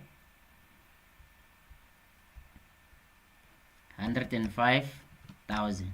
All right, and then now we are done. So when we collect, we are going to collect from these amounts. I'm just going to highlight them. We're going to collect from these amounts there, following the credit policy for collection. Are you with me? So now we need the credit policy for collection.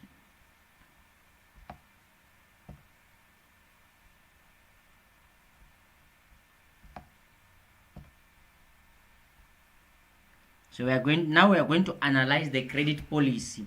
All right, we are going to analyze the credit policy, okay? And then let's go there. So they say 50%, I'm going to read from here. Credit policy, right? Let's go to the question.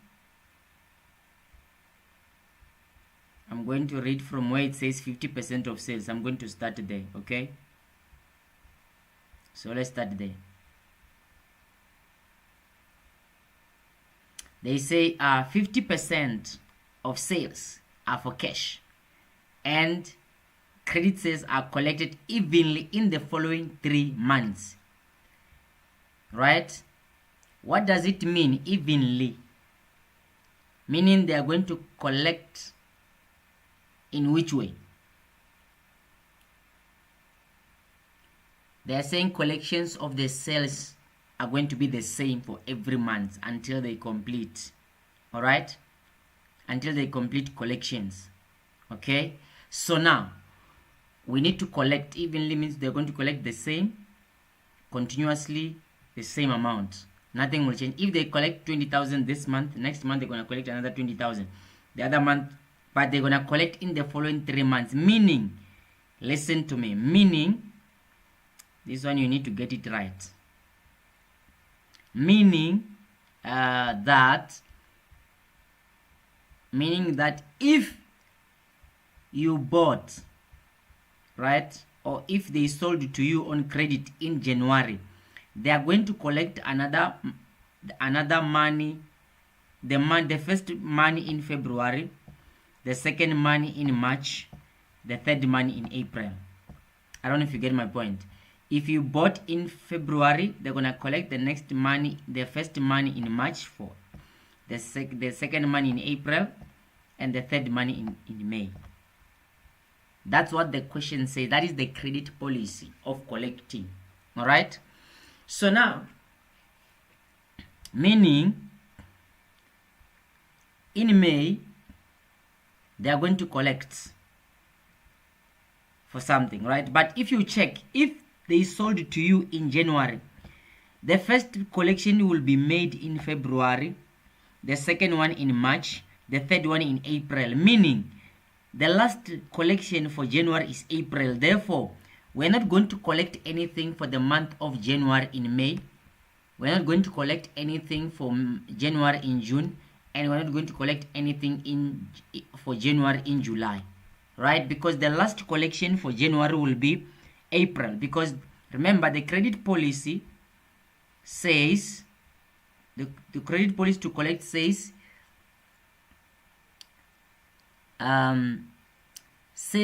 credit sales are collected evenly in the following 3 months, meaning the first month after sale, the second collection will be made on the second month after the sale, and the last one on the third month after the sale. Therefore, when we look at our debtors collection, January, the first month for collection for the month of January is February, the second month is March, and the third one, which is the last one, is April. Therefore, we're not going to collect anything for the month of January in May. We're not collecting anything for January in June. We're not collecting anything for January in July. Therefore, we are done for analyzing for January. All right, let's go to February. When we get to February, I don't know if you guys you follow. If you follow, just comment I follow. If you don't follow, Leona, comment I don't follow, so that I can make sure that you guys follow.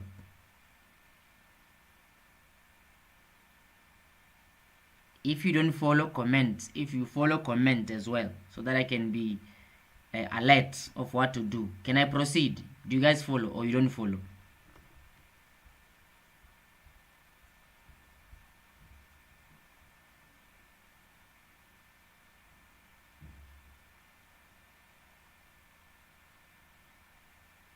Can I see people commenting if they follow or they don't follow quickly? Just to make sure that when I proceed, I proceed. I'm waiting for your comment there.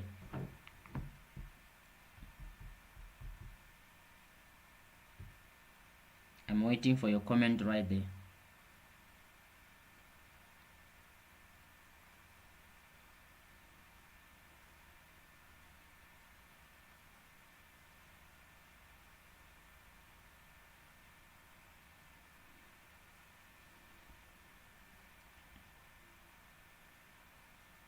Can I see people? Michael Aradon, I don't follow. Where you don't follow?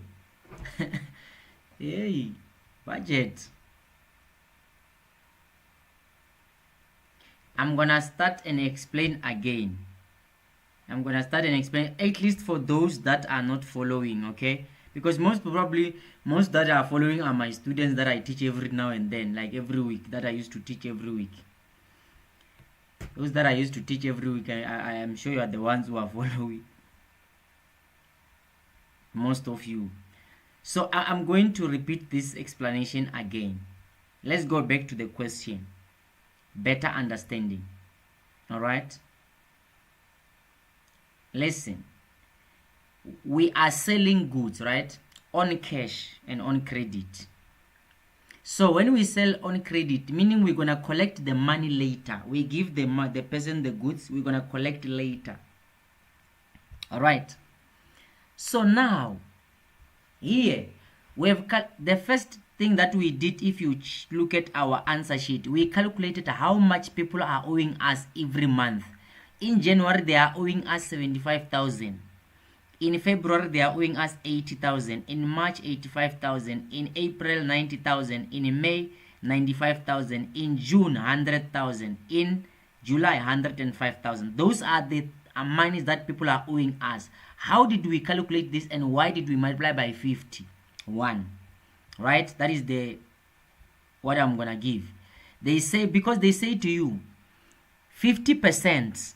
The second line on the paragraph number 1, they say 50% of sales are for cash, meaning the other one which is credit sales is 50% credit, right? Credit sales 50%, cash sales 50%. Therefore, That is why we had to multiply by 50% to calculate each credit sales for each month. Okay, now we've got everything that people are owing us, which is 50% of the total sales, right? Now we need to collect. What does the policy say? How are we going to collect our money from people that are owing us? Right? Let's go back to the question again. They say to you, I'm gonna start from where it says end. Right? Let me show you.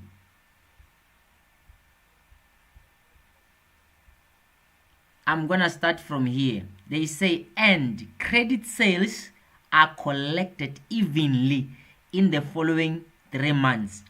Meaning, for you to collect from these people, you're gonna collect 3 times. You're gonna collect 3 times, right? So 3 times, meaning you're gonna divide every credit sales by 3, right? So, but remember, when they say it is collected in the following 3 months, meaning if you sell in January, the people that are owing you in January, they are going to pay from February, they pay another amount in March and another one in April, meaning is the following 3 months after January. And these 3 months, the last collection you're gonna make for the month of January is April. Therefore, meaning in May you're not going to collect anything for January. In June you're not collecting anything because the last collection was in April. So in May, in June, in July, you are not going to collect anything. I don't know if I make sense.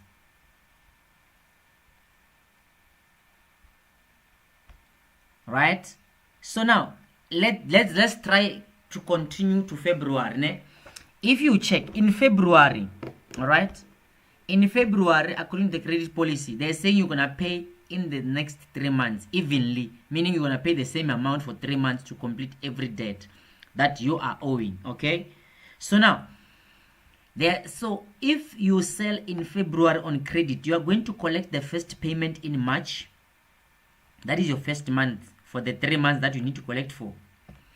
And then you're going to collect the second month in April. Then you're going to collect the other month in May. Your last collection for February, for the amount of February, is in May. Therefore, I want you to say 80,000. You divide by 3. Ne? Because the last payment is the last collection is in May, and May is part of your budget. So how much there? Quickly. You will understand as we go. And if you don't understand, I'll still try to explain again. Because again, we are not writing about cash budget alone. So if you don't understand cash budget, understand the others, leave by cash budget. Get total on others that you understand. You see now. It's easy. But let's proceed there. How much is the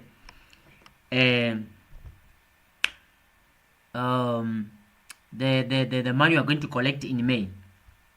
How much there?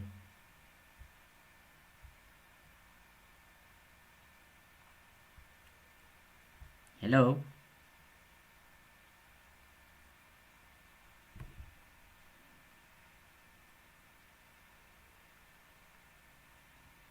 How much is the collection for May?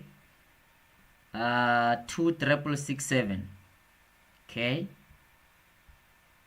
So it's 2,667. Eh? Or 26,667. All right. Therefore, remember, for May is part of our months, right? Therefore, meaning that the other 2,667 was collected in March. The other one was collected in April, but they're not part of this month that we are doing budget for. Therefore, we're not going to recognize the 2. Then the last payment for February, or the last collection for February, is May. Therefore, there's nothing to collect for June. There's nothing to collect for July. Because the last collection was made in May for February. I don't know if you get my point. Alright? And then let's proceed to March. Try to get the sequence right. Try to get the sequence right here.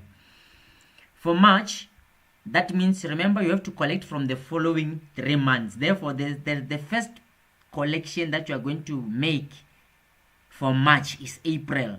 And April is not part of our months that are given to prepare the budget for. Alright? Therefore, you're not going to consider that. And then the second payment is going to be April, and the third is going to be May. I mean, the second payment is May and June. Right? Because March is the month of sales. The first payment or collection for March is going to be April. The second payment is for May, and the third is June. Therefore, we are going to consider from May, which is going to be 85,000. You divide by 3, because you have to collect 3. Remember, you're going to collect evenly for 3 months. All right? So now, how much is the answer there? How much is the answer there?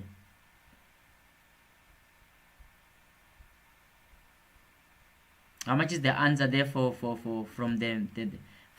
March?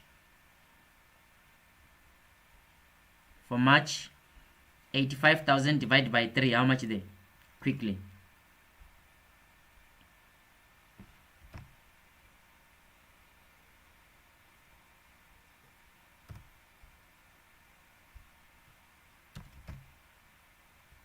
Can I have the answer for the month of March in May? 2,833. So you go there and say 2,833.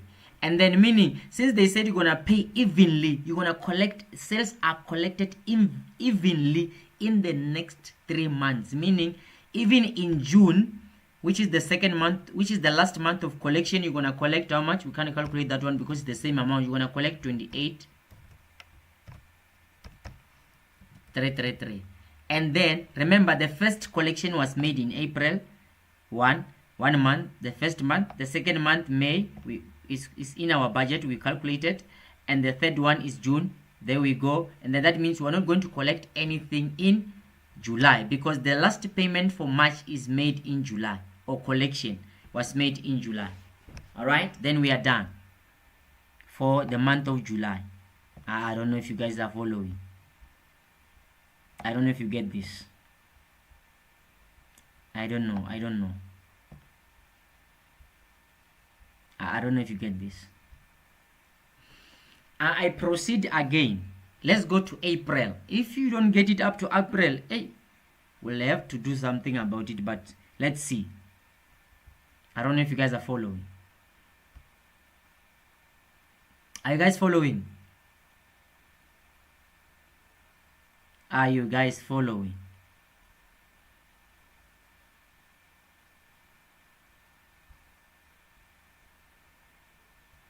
Okay, I believe you follow. So now, again, remember, April. So for April, we are going to make the first payment in May, second payment in June, third payment in July. But the collection must be evenly. Meaning, you're gonna say 90,000. You divide by 3. How much are you getting there? How much are you getting there? Quickly, give me the answer for April in May. Waiting for the answer quickly.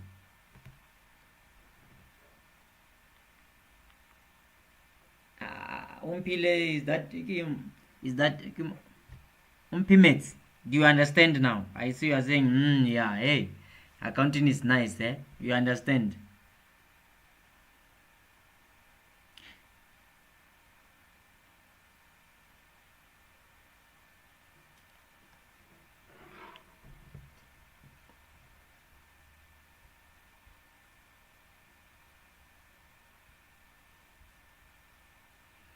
So 30,000. So that 30,000, remember the statement that says, let me just go back to the question just to remind you a bit. Remember that statement that says credit sales are collected evenly in the following 3 months, meaning that you are going to collect that 30,000 in the first month, which is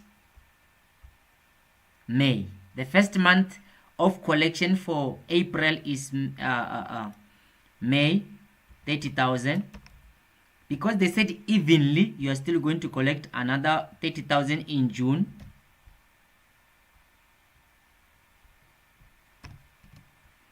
Right? And you are still going to collect another 30,000 in June again. And then you are going to collect another 30,000 in July. That's the 3 months. Now we are done. We collect for 3 months. Because they said are collected evenly in the following 3 months. The following 3 months following April is May, June, and July. Then we collected. We are done there. I don't know if you follow, guys. And you can't be taught by me and fail. It's not possible.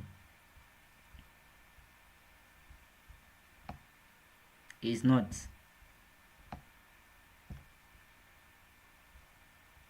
It's not possible. No student can be taught by me, whether face to face, whether online, whether on YouTube, whether wherever. When you are taught by me, you must pass. It's a must. You must make a plan. I don't know how. All right. So let's proceed there. For May, remember, they're saying if a person bought the goods in May, we are going to collect in the next 3 months, meaning the next 3 months of after May is going to start in June. Therefore, in May, we are not collecting anything. We are going to collect in for May, in June, and July, and August. But August is not part of our month. Therefore, when the budget for those particular months come, we'll start from there. So now, for May and May, we're not collecting anything. We're collecting in June for May, the first month. Therefore, but we're still going to say 95,000 credit sales for May. We divide by 3. All right, we divide by 3. How much there are we collecting? 95,000 divided by 3. How much there?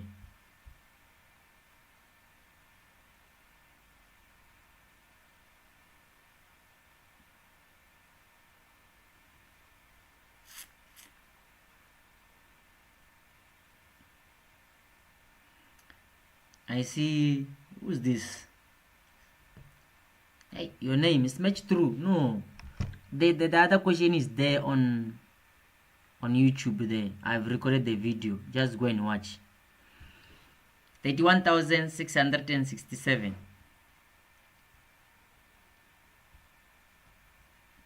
I don't know if others are getting that amount. Please, let's see others. How much are you getting?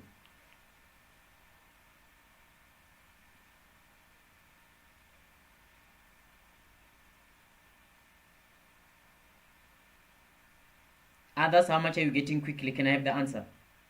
At least if I have an answer, the same answer from different people, then I believe it, because I don't want to do any calculation. I just want to record.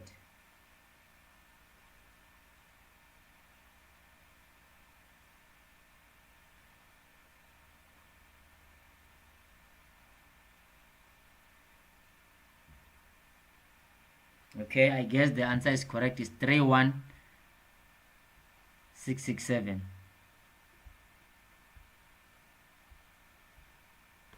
31,667. And then even on July is still gonna be 31,667. Okay, and then we are done. The other collection will be in August, but it's not part of our budget month, so we are not going to collect. We are not going to indicate for August. We are done here. All right, so let's go to the next one, which is June. In June, obviously May, it will be the previous month for June, right? We want to deal with that.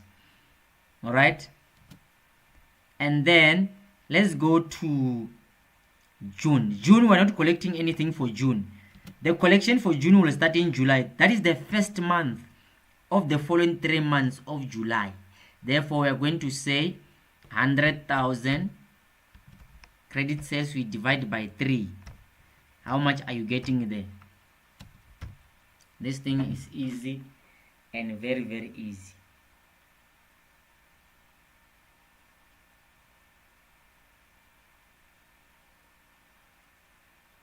How much there quickly?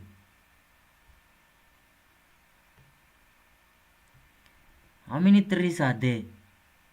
Yo, that's how much are you getting? You only 3.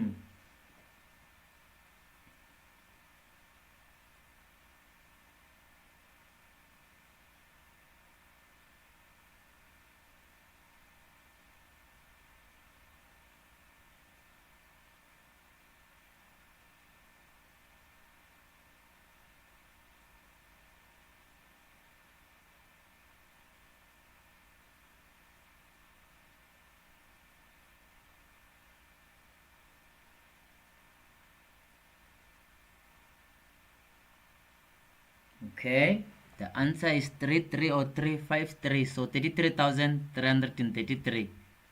Oh, let's go there. So the answer is 33,333, and then done there for June.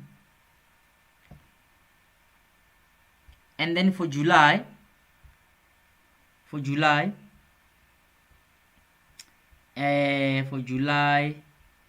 remember we have to pay in the following 3 months, so we cannot collect in the previous month, which is May and June, and July is during the month of sale, therefore we're not collecting. So for July we're going to collect from August, September, October, but it's not part of this budget, so we're not collecting anything from there. All right, now let's add the totals. The totals that you're going to add for May, the ones that I put in green, you add them. We're gonna get the total collection for June. I mean for May. We're gonna get the total for May. You add the one for May. How much there? Totals for May that we collected. We're gonna add 26,667, 28,333, 30,000. How much there? Total for May. How much is the total for May? How much is the total for May there? Give me the total for May now.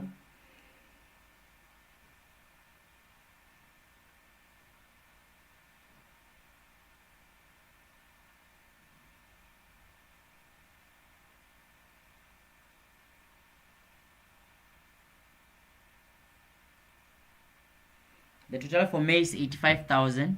Okay. I see others that saying 85,000 there.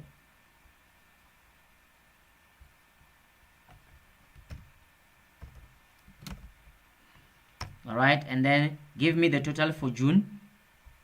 The total for June quickly. The total for June.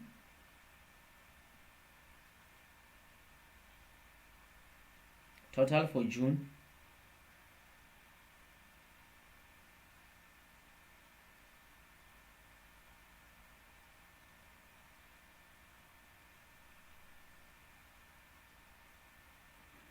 Total for June.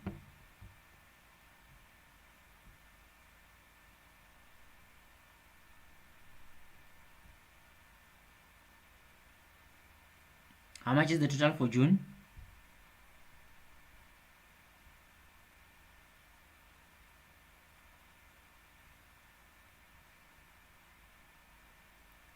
Total for June is 90,000.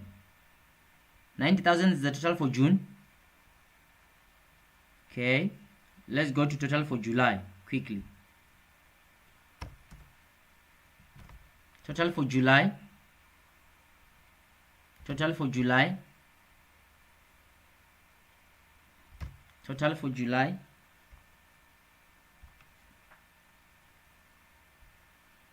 Total for July.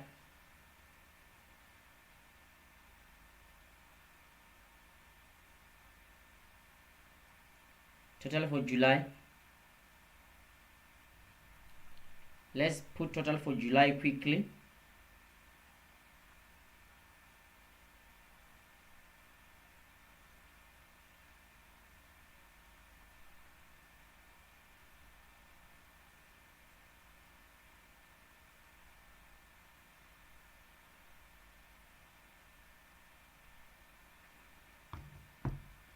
They say it's 95,000.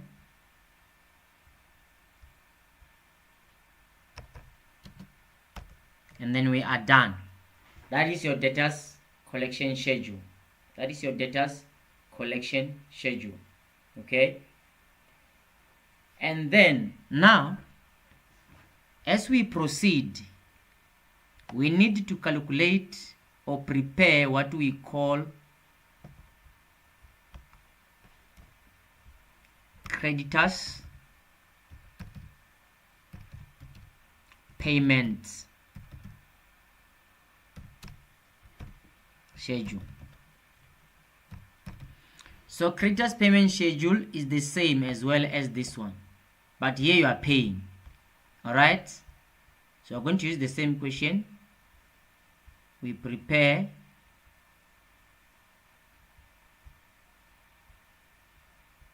creditors payment schedule. Okay, and then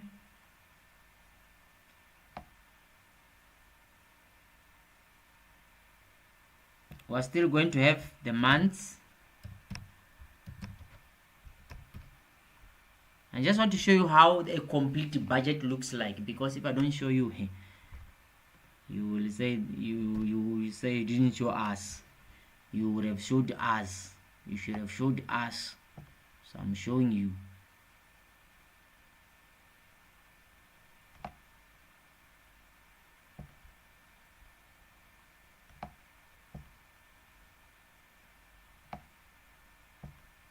So we're gonna have credit purchases there.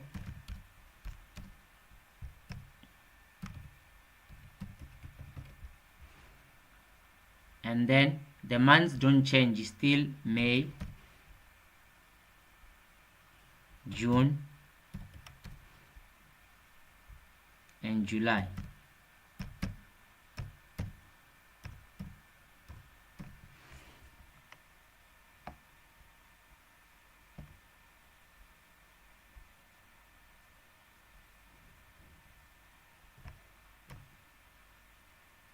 Right, and then this side nothing changes again. We are gonna have January,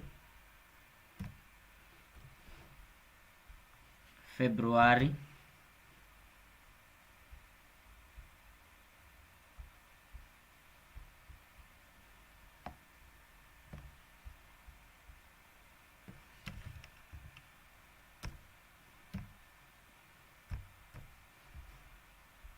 March, April,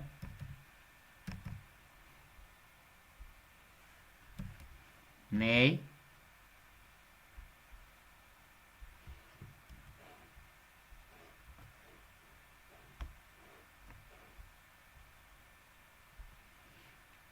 June, July, and then we'll have total. Now here we are going to deal with credit purchases. Now we are going to deal with purchases basically here. Okay, so let's see what is happening right there.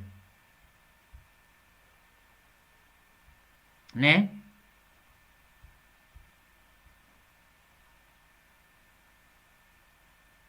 Are you there?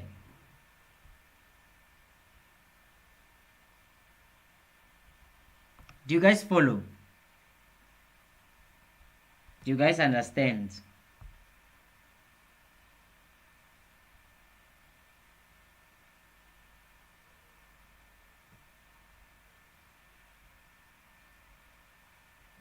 Are you there?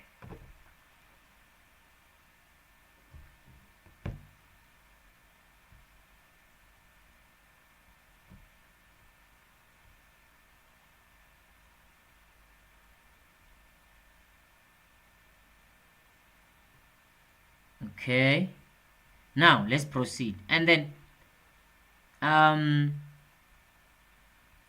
let's go back to the question then, and see what are they saying about the purchases.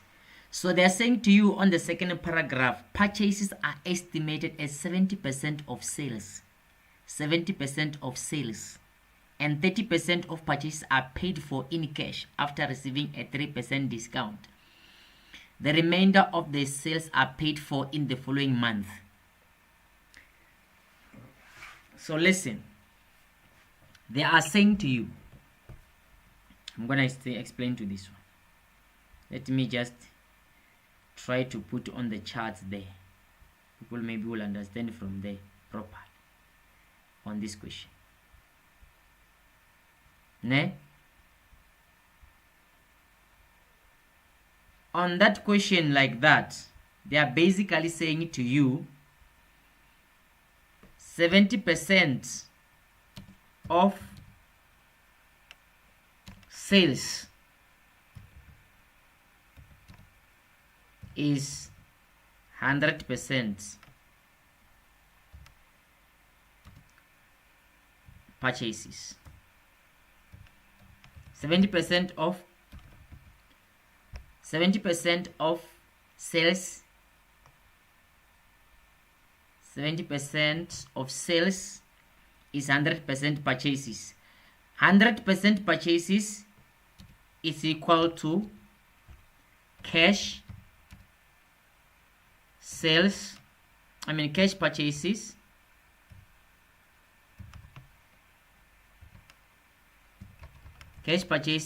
of which 30%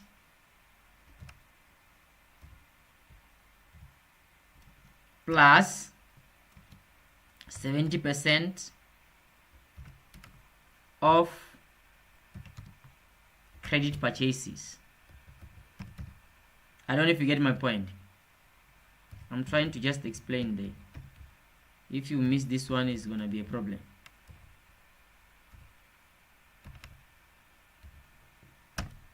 There we go. I put that on the charts there so that you try to understand. 70% of sales is 100% purchases.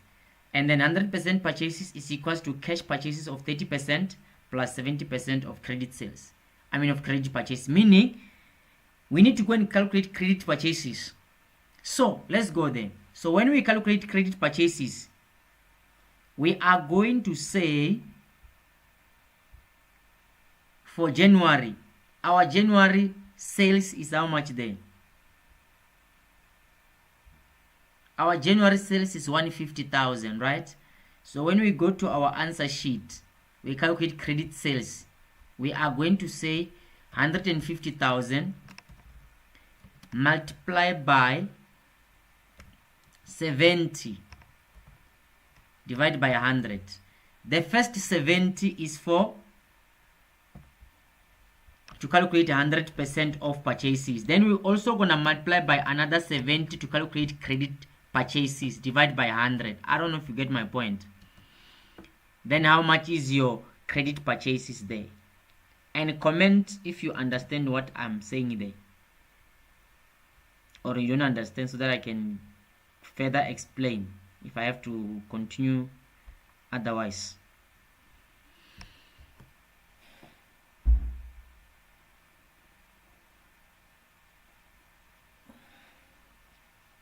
Let's do it first.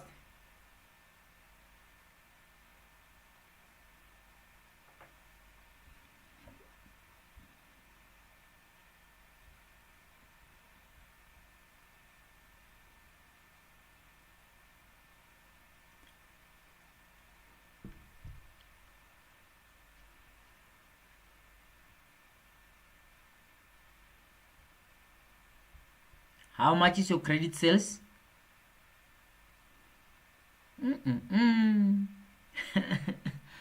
Everyone is lost. Okay, let me show you in an easiest way. Ne? Remember, number one, they are saying, let's go there. Let me do this. We need to calculate purchases. Number one, we need to calculate purchases. Ne? Our purchases, it's equal to 70% of sales. That's what the question says, right? So let's go there, back to the question. They are saying purchases are estimated at 70% of sales. Let's stop there. purchases are estimated at 70% of sales. We stop there. We're not continuing. Are you with me? We'll come back. So let's go and calculate 70% of sales. I'm just gonna do for January, okay? So let's go back to our answer sheet.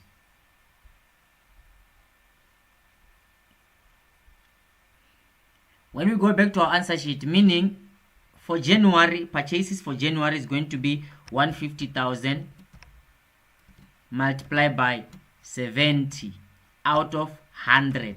How much is your purchases there for January? Quickly.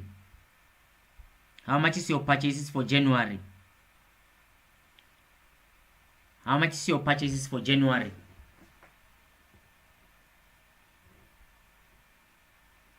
Purchases for January, how much?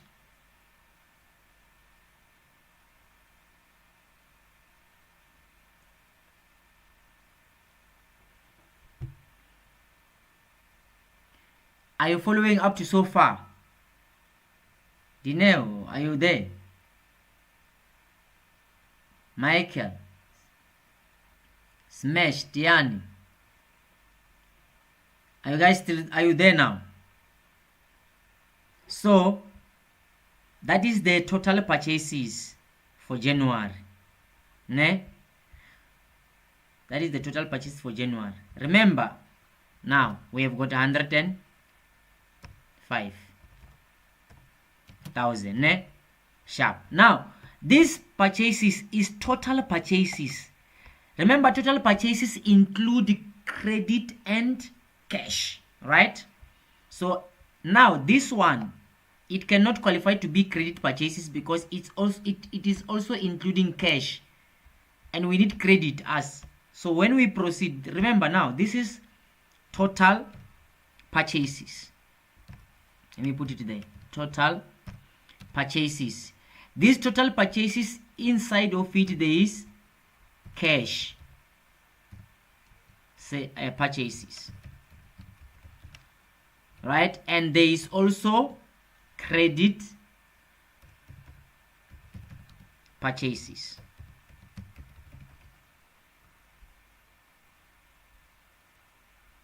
There's no way you cannot follow here. Here I'm trying now to just, actually I'm just putting it in your head. Now, total purchases include cash purchases and credit purchases. Now, we need to calculate what? We need to calculate what we call credit purchases. That's what we need now. So let's see, what does the policy say on the question? Or what does the question say? Or what does the information say? So the information says, I said I'm gonna stop here before end. Now I'm continuing from there because they're saying purchases are estimated at 70% of sales. We have calculated purchases, which is 70% of sales, right? Then now we proceed to say, and 30% of purchases are paid in cash. You see now, so 30% of purchases are in cash, meaning now cash is equals to 30% of the total purchases. Therefore, meaning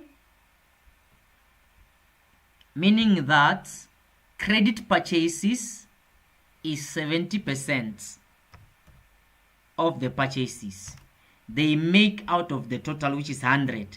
Therefore, when we calculate total purchases, credit purchases, we have to say 105,000 you multiply by 70 out of 100, because the other 30 is for cash. How much are you having there? Quickly. This one, I don't know.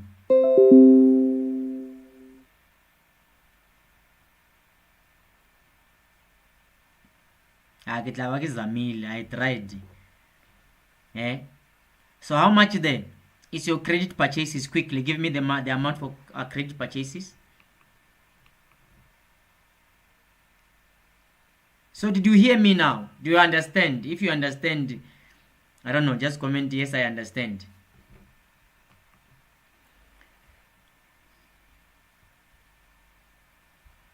So the credit purchases is 73500. If you understand also, just comment yes, I understand, okay? So that I'm relieved, because if you don't understand, it's a problem. And then now, credit purchases ne, is 73500, okay? Is the same as, if you want to get it straight to the answer, you're gonna say 150 multiply by 70 divide by 100, you multiply by another 70 divide by 100. How much are you getting there? You must get the same answer as 73500. If you agree, then we are going to use the same method until we finish to June. So just confirm with this method on the creditors payment schedule there, so that we are safe, then we can proceed from there.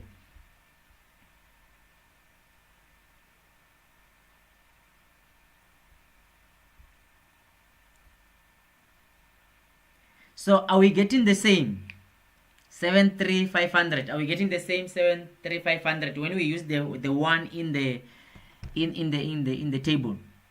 150,000, which is your sales, multiplied by 70 divided by 100, multiplied by another 70 divided by 100. Are you getting the same answer? If you are getting the same answer, just comment I'm getting the same answer. That means we are going to use that method for each and every month to calculate credit purchases. Smash, what's wrong with you, Mara? You don't understand? Are you sure? So it gives the same answer, ne? I see Letty there, she says she's getting the same answer.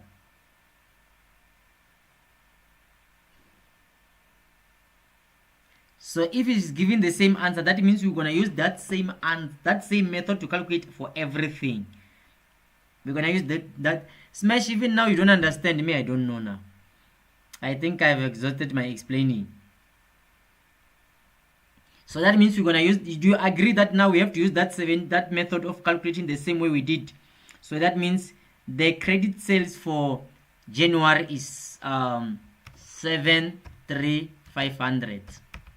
Even the one for February, we're going to do the same. February sales is 160,000. We're gonna multiply by 70 out of 100, multiply by another 70 out of 100. How much there? Now you know. It's the same as just doing the same we did here, but now we are just doing it quickly so that we don't waste time, because in the exam, remember, you are after the time as well. So how much is for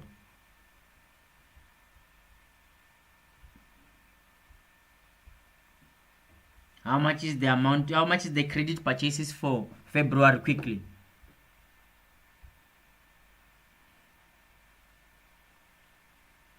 Credit purchases for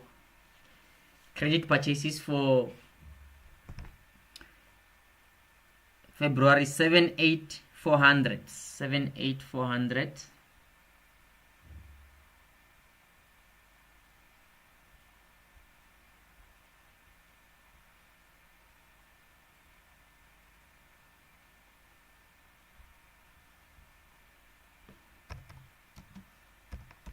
And then remember, for March as well, it's gonna be 170,123. We multiply by 70, divide by 100. We multiply by another 70, we divide by 100. How much there? Quickly. Now I hope we got the logic. And then for April as well, 180. Just gonna do it quickly, and then we will do it together when we calculate.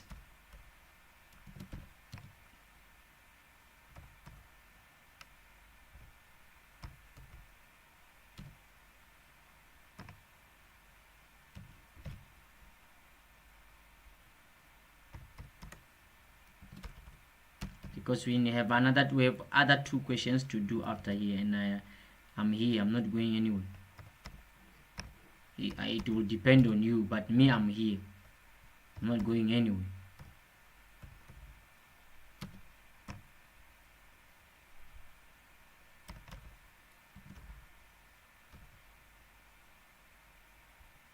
So calculate there for April, for March as well, for May,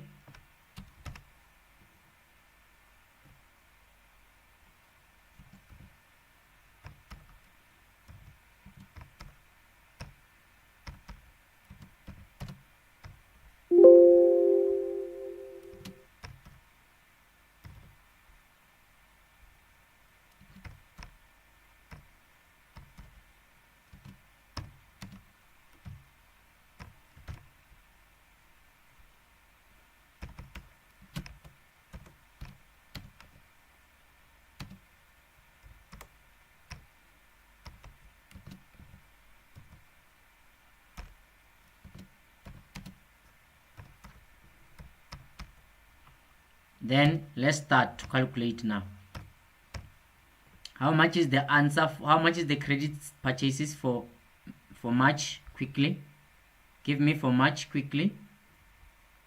Give me for March. Give me for March there.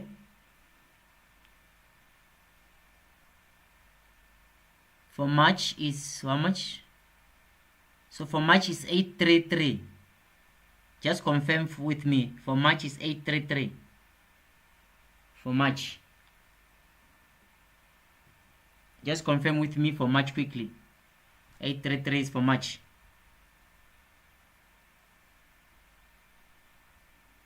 For March is 883.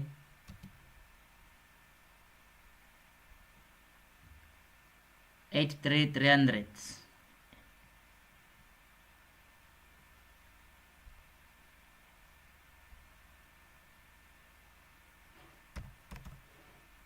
And then for April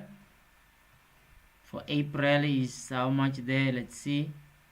For April is where is it? 88200. For April 88200.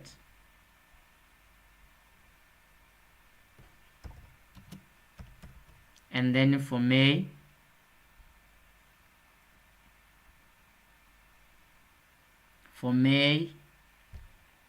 is 93100. For May 93100.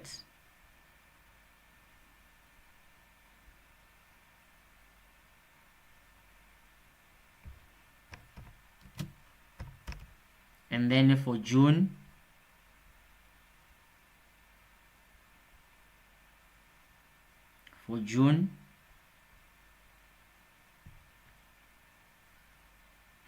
is 98,000. For June, 98,000. And then for July,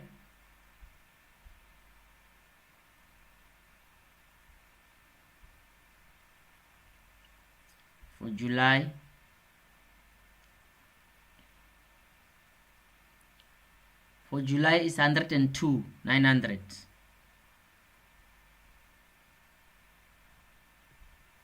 102,900. Then we are done. All right.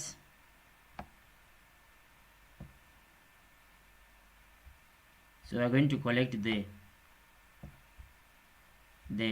So we are going to check the credit policy and then we collect.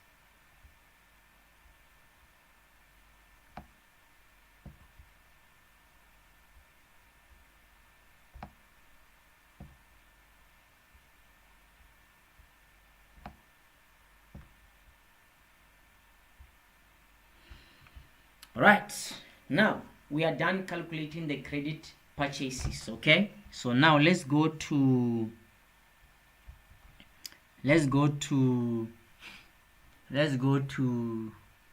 what's this? The policy. The policy says purchases are estimated at 70% of sales and 30% of purchases are paid for in cash after receiving 3% discount. The remainder is the 70% of the purchase are paid in the following month, meaning the very same 70% that we calculated here is going to be paid in the following month, right? Because 30% is for cash, then 70% in the following month after purchases. Ne? That's how we're gonna pay. So let's start from January. I don't know if I make sense. So in January, we have to pay 7,500 in February. Then we are done. That means we're not going to pay anything for this one and this one and this one. Why? Because we are paying once, which is which 1 month.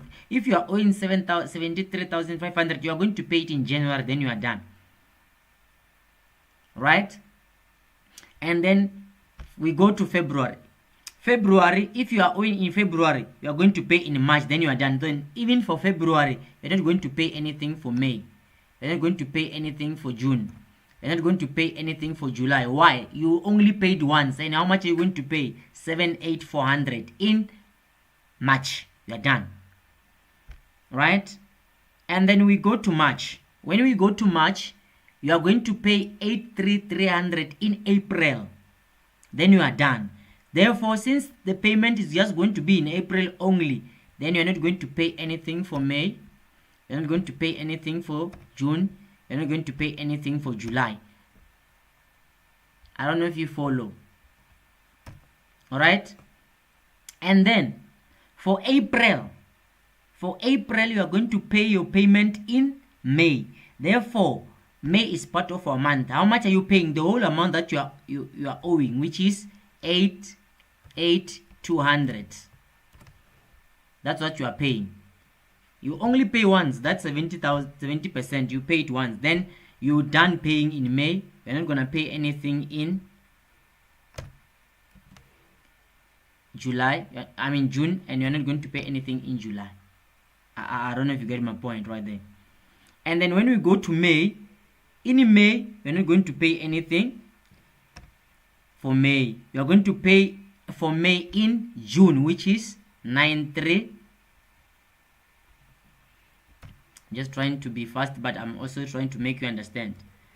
You're going to pay 9,300, and then you are done paying. You're not going to pay anything in July for May. You pay once, which is the following month, because remember, the policy is the one that is going to guide you. Oh, sorry, not seeing. There we go.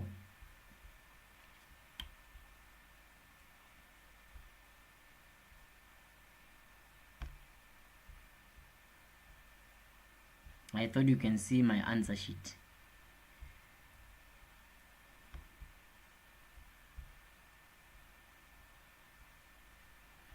Oh, sorry about that. So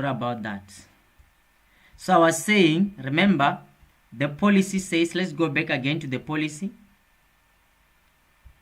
The policy agree says the remainder of the purchase are paid for in the following month, meaning 30% is paid in cash during the month of sale. We don't count that because we are going to pay what we bought on credit, which is 70%, which is the remainder, right? So now, let's go to the answer sheet. And sorry about that I didn't display the answer sheet. And then, now, if you are owing in January, you are only going to pay 7,300 in February, then you are done paying because you paid everything that you are owing. Therefore, for the month of May, June, and July, you are not going to pay anything because you already paid in February. Then you are done. That's why I put dash there, dash there, dash there. Alright? When we go to February again, you are going to pay the full amount that you are owing, which is 78,400 in March. Then you are done. Meaning there is nothing to pay in May, there's nothing to pay in June, there's nothing to pay in July. We go to March again. I want you to follow. We go to March again. Ne? We go to March again. When we go to March, you are going to pay 8,300 in April. Then for May, June, and July, you're not gonna write anything. Why? Because you already paid in April. And then we go to April. When we go to April, you are going to pay 8,200 in May, which is 8,200 there. I recorded it. And then you are done paying there everything that you are owing. Therefore, you cannot pay in June, you cannot pay in July. And then in May, you cannot pay anything in May because you have to pay the 70% or the remainder in the following month. Therefore, you are not going to pay anything in May for May. You are going to pay 70% of May in June. Therefore, in July, you are not paying anything because you paid everything for May in June. I don't know if you follow. If you follow, comment I follow before I proceed.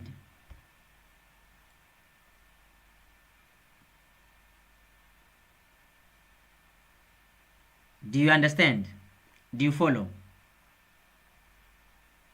We want to go and prepare the complete budget. We haven't prepared the complete budget. These are small notes for the budget. Do you guys follow? Please indicate if you follow. You can react. You can react there if you follow. Also, you can comment. Yes, I follow. No problem. And then, now, we proceed. June, we're not, June, no. For May, no. June, for June, no. We are going to make the payment for June the following month, which is July. How much are we paying? The whole amount of that we are owing in June. All right? And then we are done. July, no.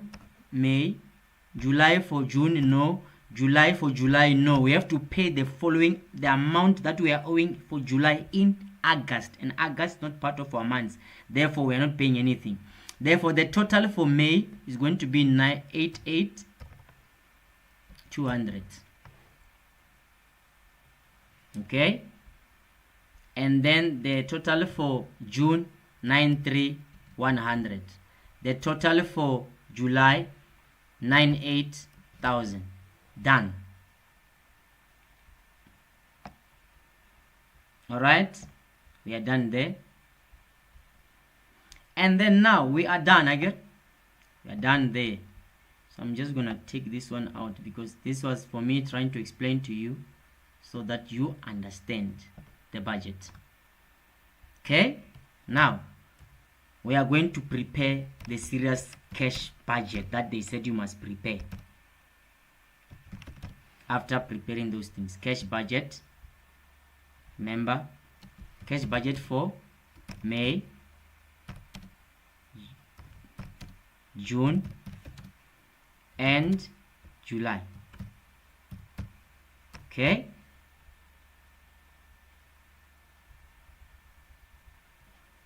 So now, let's do so. Cash budget, there we insert these things.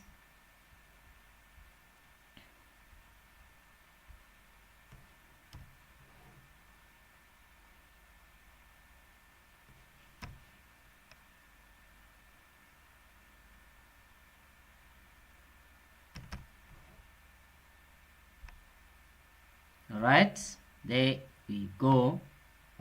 Our budget there. Remember,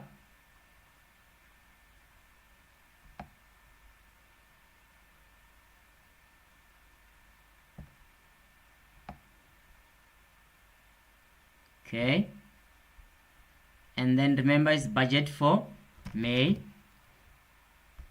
June, and July.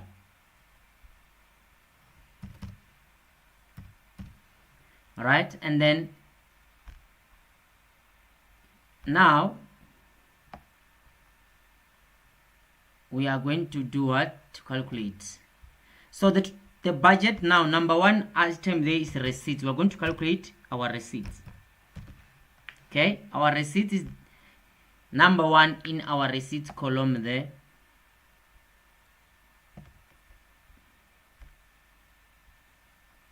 Is going to be cash sales. Ne?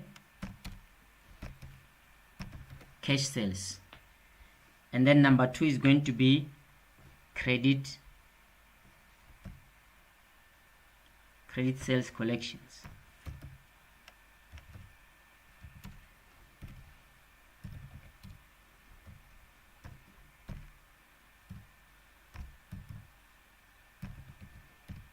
Credit sales collections.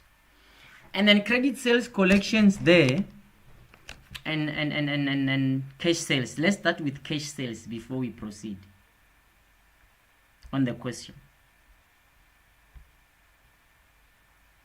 Are you still there? Are you still following? Are you still there? Are you still following before I proceed?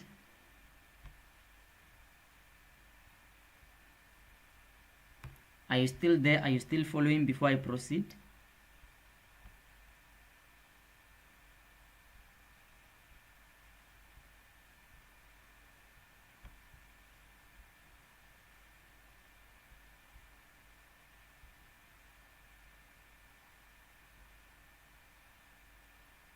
All right. Now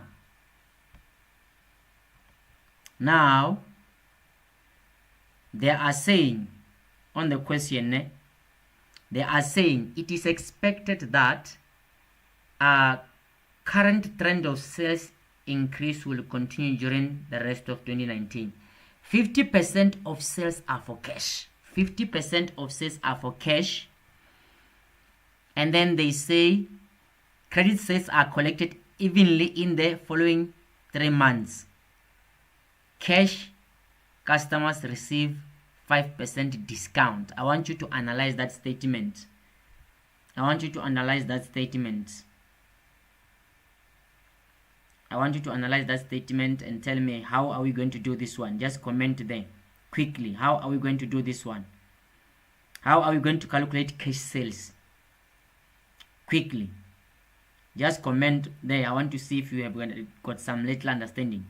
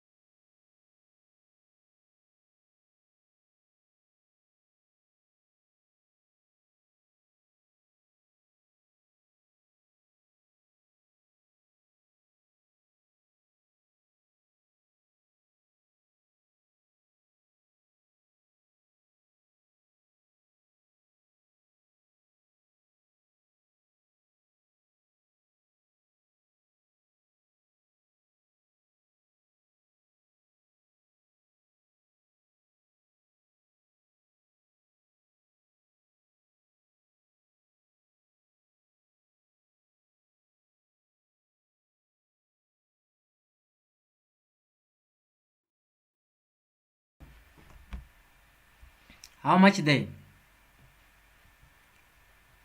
Or let me see, what do you understand about this one?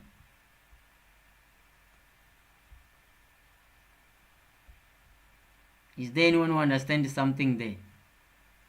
So they're saying value multiplied by 95. This is 45 of the amount. Yeah? It's toughness. Let me explain to you. Okay? I'm going to explain to you so that you understand. So this means, okay? Let me go back to the answer sheet to show you what it means. So this means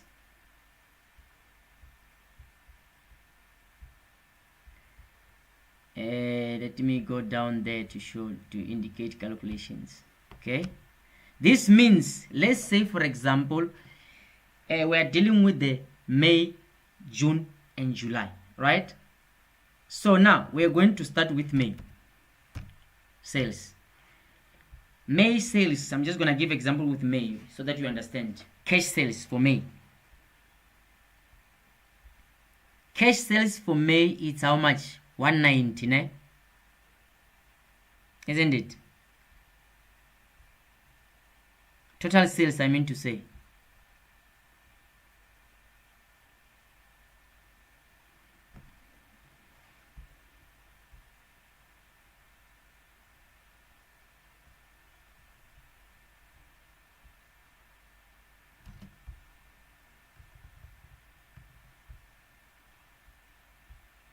Okay, so now listen, ne May again.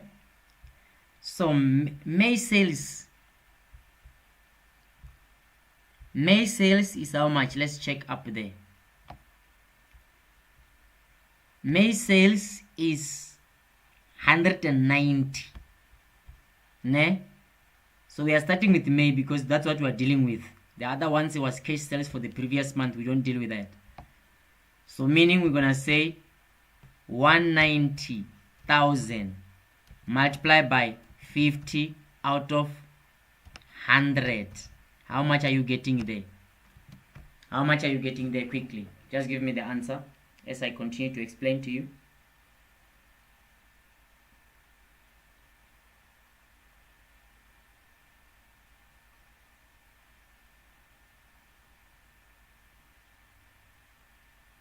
As I continue to explain to you, how much is the answer right there? And those that are connecting for the first time, please don't forget to subscribe, okay?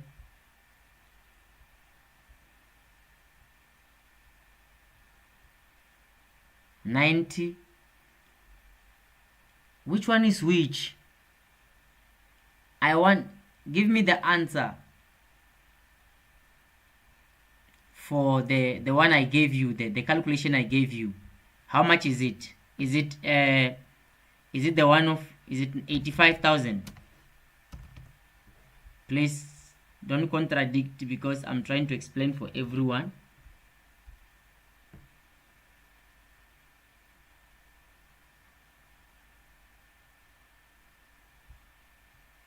So the answer is 95 or 85. Please help me.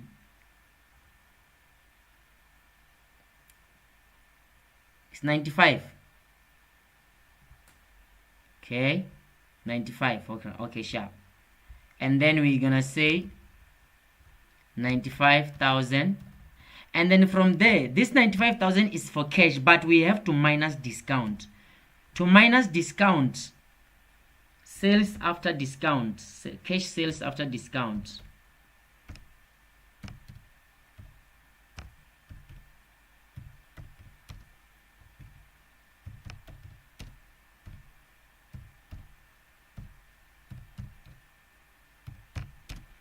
Cash sales after discount is going to be equal to 95. It's going to be equal to 95,000 multiplied by, we're going to minus 5% from 100%. We divide by 100. How much is the cash sales after discount there? Cash sales after discount there, how much?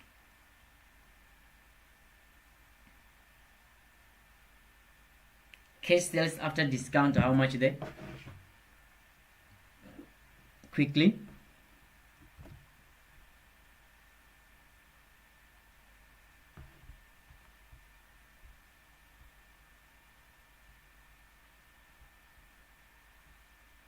Cash sales after discount.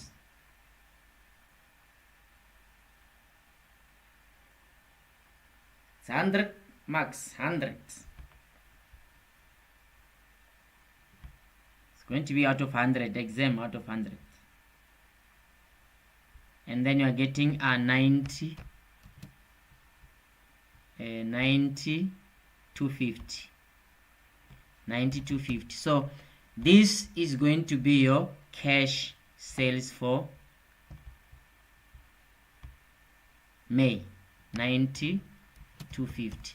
And then this 250, you can get it by saying, you remember our straightforward calculation. If you say 190, let me say or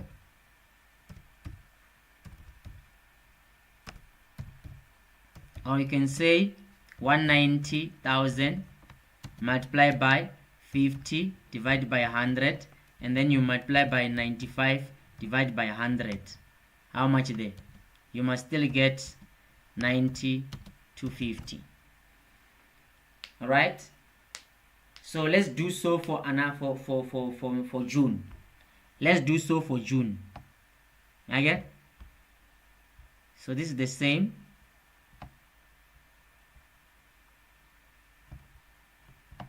So I'm just gonna give it to you on the charts. Let's do so for June. How much is it for June?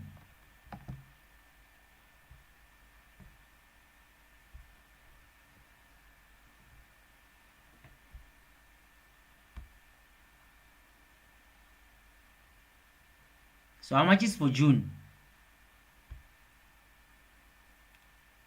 For June, remember, the sales for June total is how much? Let's see. For June is 200,000. So it's going to be, when we calculate there, let me put on the charts, you give me the answer. It's going to be 200,000. You multiply by 50 divided by 100. You multiply by 95 divided by 100. How much is the answer there? That is for June. For June, after discount, it's 95,000. So meaning we're gonna go there, June 95,000 cash sales after discount. And then for July, cash sales for July, we're going to say for July,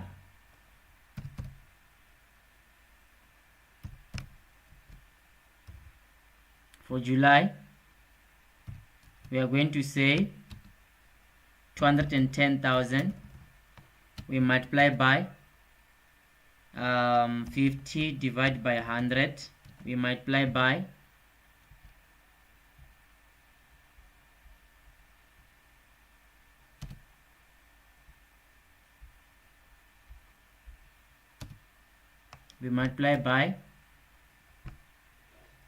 95. We divide by 100. How much there?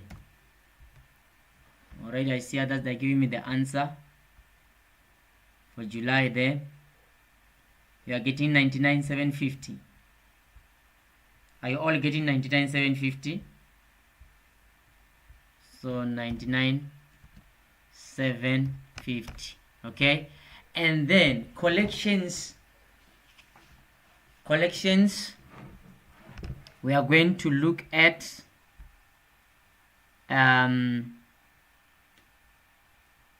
the collection for May.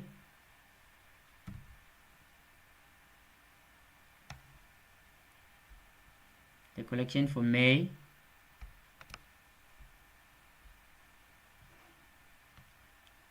June and July. Okay,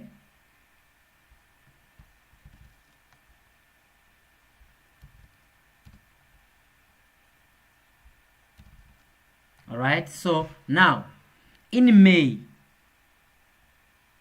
we are going to check up there.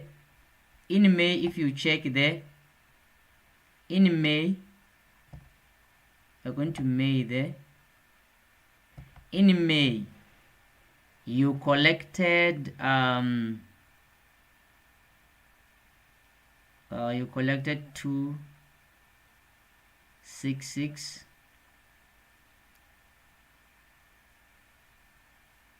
26667, right? You also collected 28333. You also collected 30. All right. So, or we can just go get the totals there. There's no problem. Which is 85 for May, for June and July. So actually, let's just get the totals, because you already calculated in the debtors collection. There's no problem if you go there and say, let me do this. Go down there. There's actually no need for this. What am I doing now? Let's remove these ones there. we can just come here and put the totals, which is the first one is 85,000, eh? The second one is 90,000. Totals, we are just taking the totals, 95,000. But when you do this, make sure that you have prepared the debtors collection schedule, and then you take these totals there. All right, and then now we are done. All right, and then we go and check in the additional information if we don't have any other incomes or receipts, any other income we've received money for or receipts in the additional information or in the information there.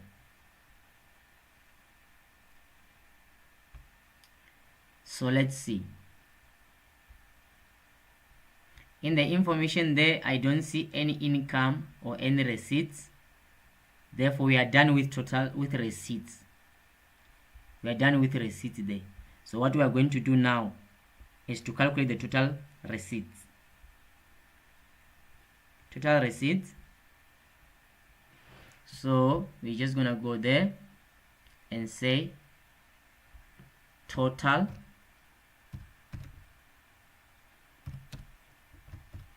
receipts, because I don't want us to waste time on things that we can just do this and still get the same marks.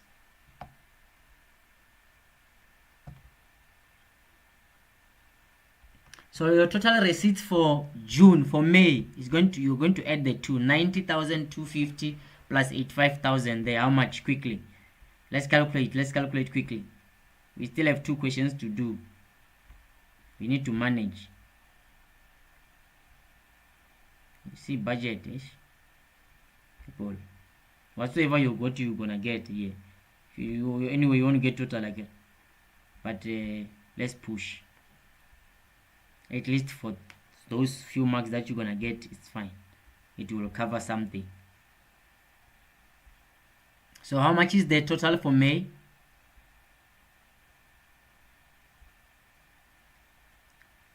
Total for May. Quickly. Guys, are you still here? Total for May, quickly.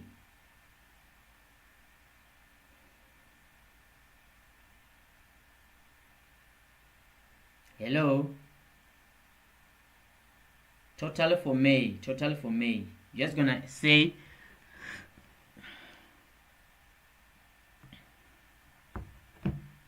hello. Now Carly robala no. Total for May is 90,250 plus 85. There, how much are you getting?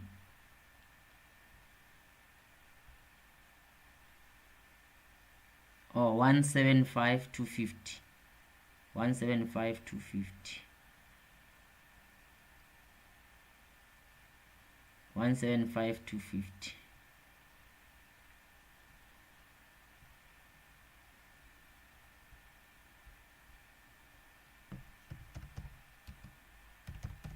And then for June quickly. For June 185.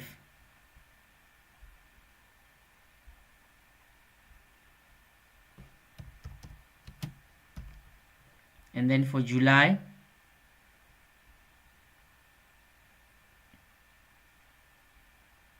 for July 194,750.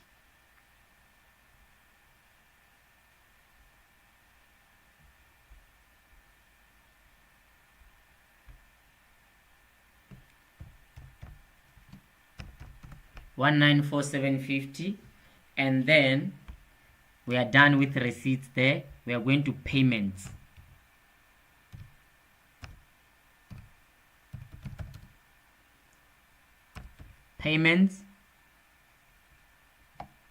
Okay, payments, we're gonna start with cash. Cash purchases, and then we're gonna go to creditors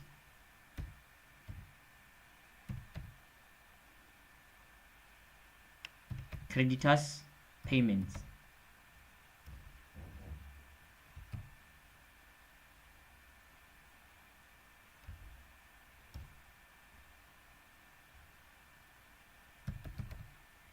creditors payment.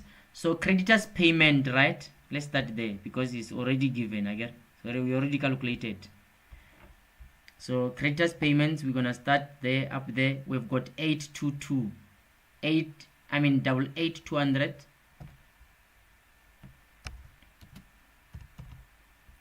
Number one. Number two, which is June, is 93,100.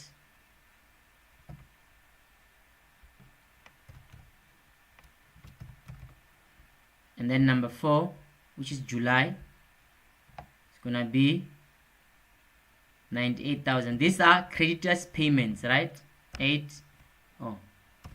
98,000. All right, and then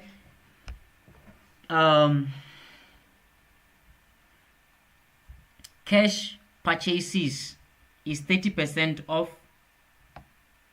30%. So cash purchases, we are going to check how much is cash, how much is purchases. Where is it there? So remember, cash purchases is what's this? Cash purchases is 30% off. 30% off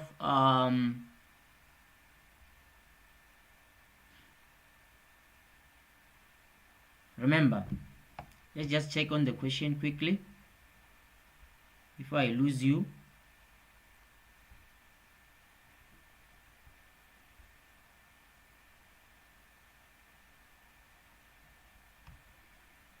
Hey, I'm not sure. It depends. Depends how many marks. It depends. And then let's just finish it up because we are almost done. So for this one budget now, remember they said 60%. They said 70 purchase I estimate as 70% of sales, 30% are paid for in cash after 3% discount. So when we calculate this one, let's go and calculate quickly. Ne?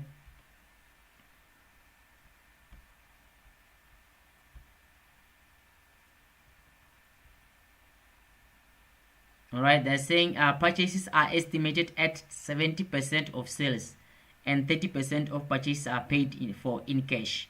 So meaning, let's go and calculate now.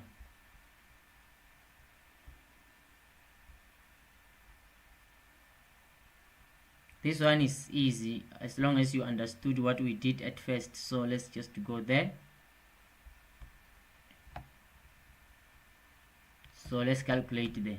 It's just going to be, you're going to check sales for May. Purchases for May and sales for May. Sales for May is 190. So we're just going to say 190,000. You multiply by 70 divided by 100. Then you're gonna multiply by 30 divided by 100. Then you multiply by 97 divided by 100. All right, how much are you getting there? And the simplest the better way of understanding this one is that you have to calculate total sales. Number one.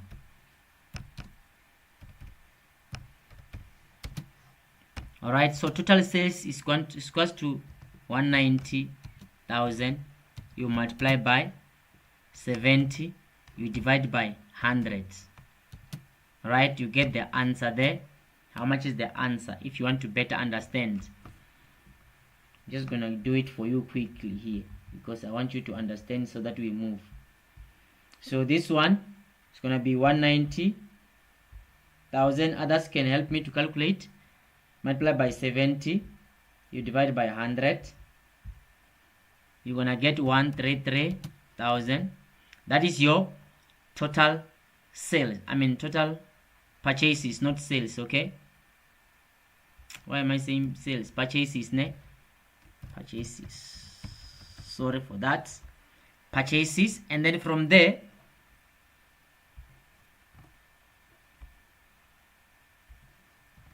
And then from there, you are going to say, you are going to calculate what?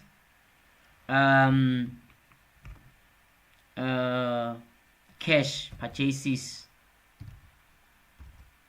Cash purchases, right? So your cash purchases is equal to 133 you multiply by 30 divided by 100. How much there?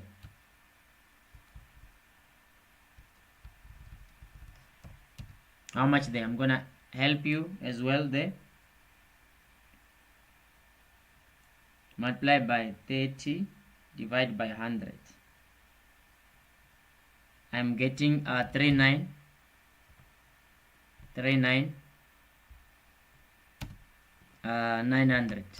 Then from there, you're gonna calculate cash purchases with after discount. Cash purchases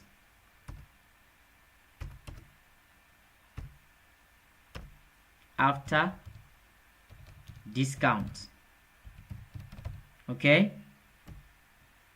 after discount, it's equal to 900 multiplied by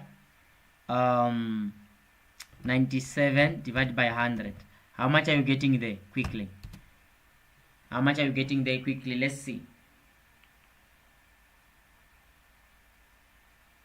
900 multiplied by 97 divided by 100. I am getting 38703. So for you to calculate all of this like one until you get here, you can just do it this way, right? You can just do it this way and then tell me how much is the answer there. If it's the same as this one that we got down there of 703, then we are done. Then every calculation for cash purchases, we're gonna do the same. Let's see, 190123 multiplied by 70 divided by 100 multiplied by 30 divided by 100 multiplied by 97 divided by 100. I'm getting the same answer. So that means we're gonna apply this calculation for every month. So for the month of May, we got 38703. So we're gonna record there. For cash purchases is 38703.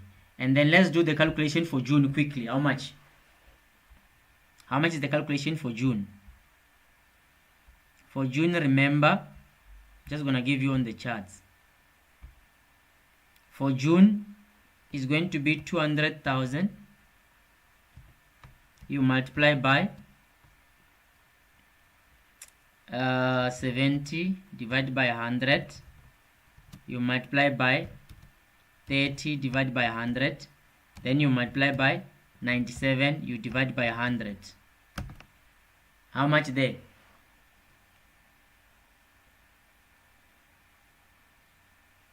How much there?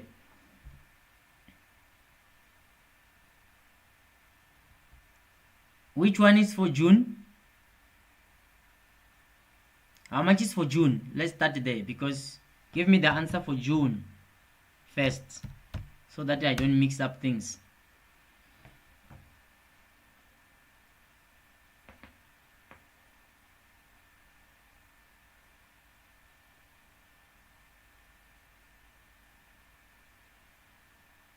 Oh, for June is 4740. For June is 4740. And then for July is 42777, ne? Just confirm there. 777. Alright? Is everything that I've put there correct? Please comment there. Is everything that I've put there, is it correct? Is everything that I've put correct in the answer sheet there? Just say yes and then we move.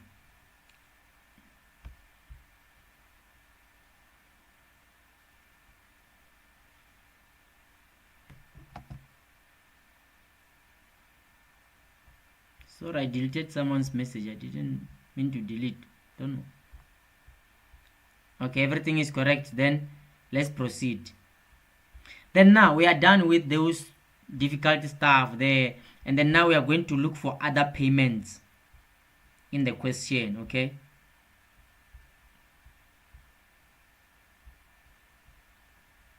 And then if you check there, the following question says the business G will pay a dividend of 10,000 in July. They are only going to pay that dividend in July.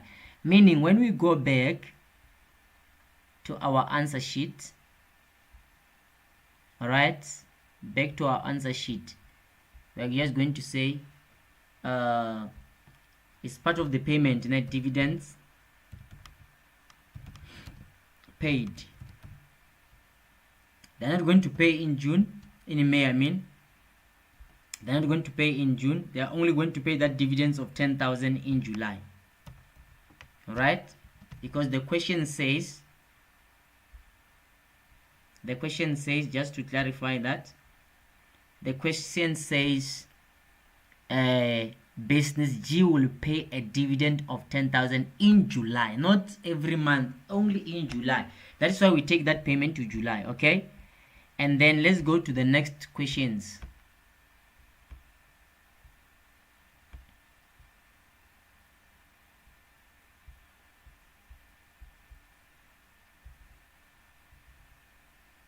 The next question they say, let's see. The next question there, they say what? Let's see.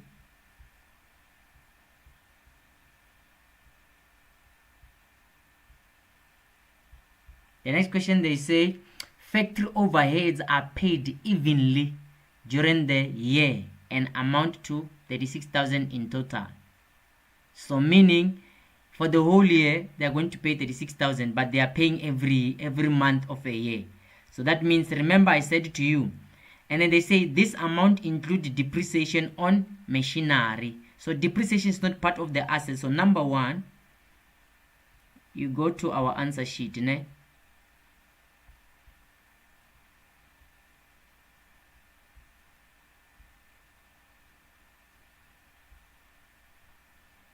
I see people are tired now.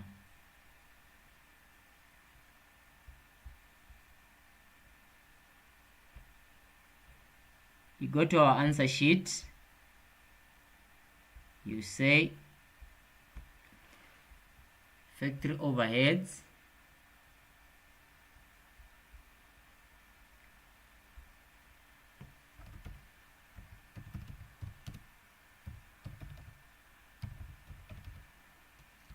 in brackets 36,000 minus 6,000, that is not of cash. You close brackets.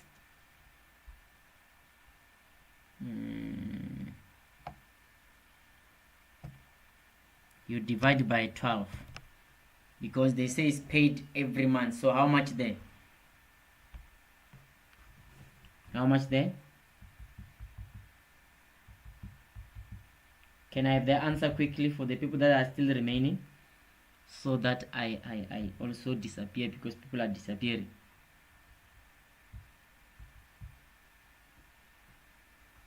Hello? How much is the answer there? No, we're gonna do the total for all the payments after. Remember, we're still dealing with the payments. We're not done with the payments. We cannot get the total when we are not done with the payments. So it's going to be 2,500 for May, and then 2,500 for June, 2,500 for July, and then we are done. All right, then let's go and check another, if there's another problem to engage in. And then we've got salaries and wages. Salaries and wages are amounted to 22,000 per month, but all employees will receive 10% increase in July. So we must increase 10% in July, right? So meaning we go to our answer sheet there and say our answer sheet there and say water. What is this now? Water. Why am I saying water now? Salaries and wages. I'm tired now. Salaries and wages. And then remember they say they pay 22,000, eh?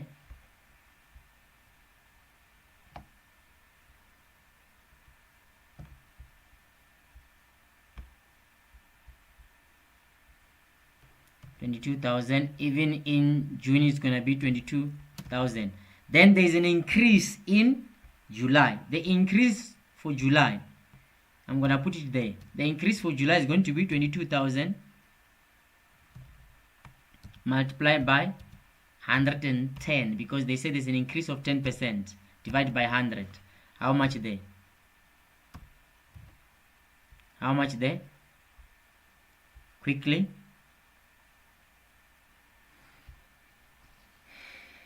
How much there quickly?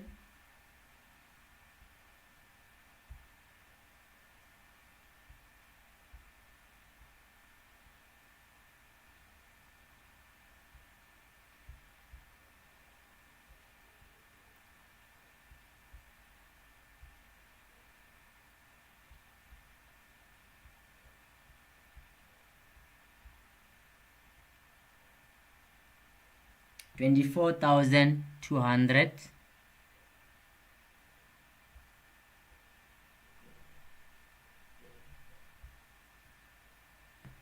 $24,200 for July, okay? And then let's see on the answer on the question if we've got any other.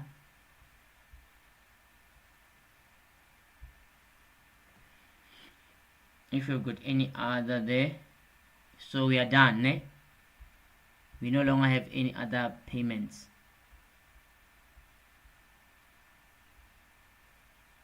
Right? We don't have any other payments there. Now it's balance. Then you prepare the cash budget. Then we are done.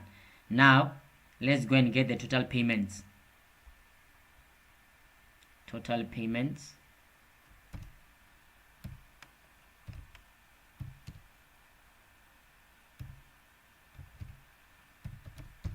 Total payments there.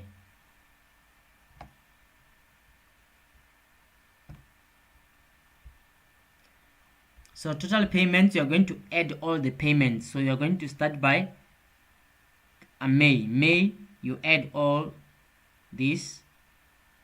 May, you add all of that. How much is your total payments for May? June, you add all of that. July, you add all of that.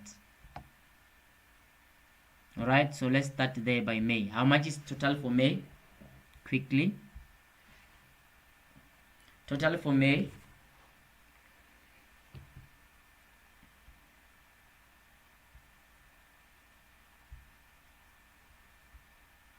Total for May there.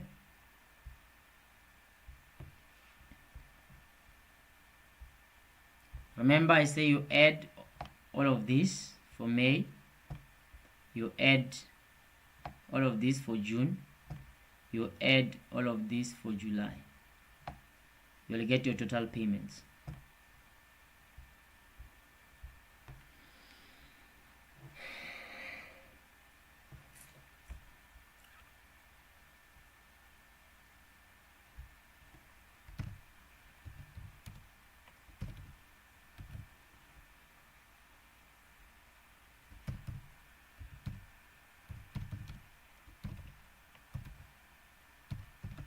Give me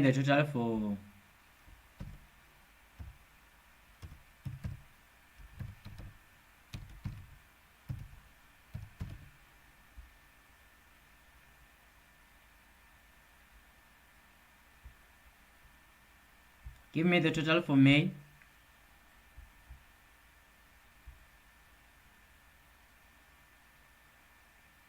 or 151,403.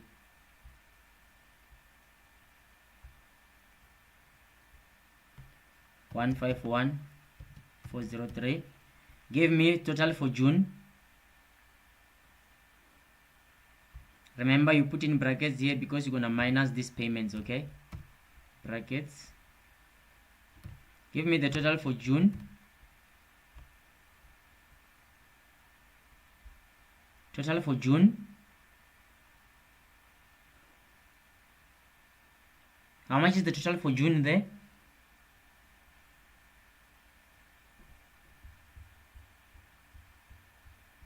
So for June is 158,340. Can someone help me with that?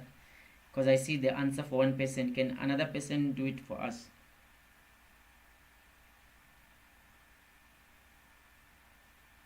Alright, it's 158,340. 158,340. In brackets as well, 158,340, right? And then for July, for July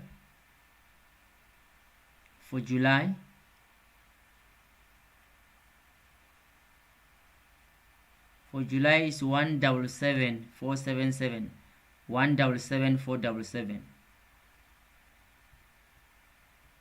In brackets, 177,477. We are done. And then after that, when we are done now, we are going to calculate net cash. Our net cash is equals to total receipts for May minus total payments for May. Our net cash for June is going to be total receipts minus total payments. Total receipts minus total payments. So let's start with May. How much is the net cash for May? Total receipts for May, which is 175,250. Your less 151,403 for May. Payments there. How much is your net cash? Then that is the last part of the budget, by the way.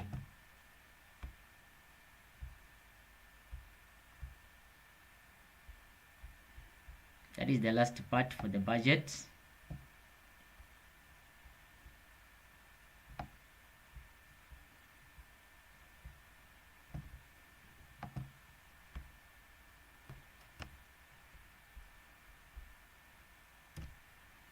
The last part for the budget. How much is the net cash for May?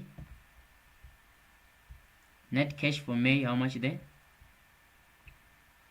If it's negative, give me a negative so that I can show you how to record.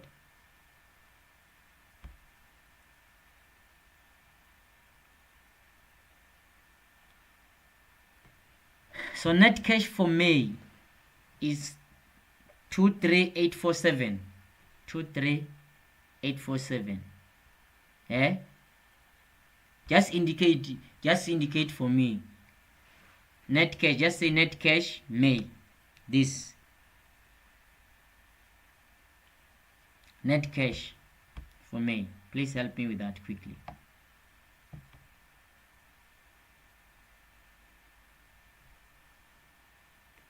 Hello, are you still there? How much is the net cash for May?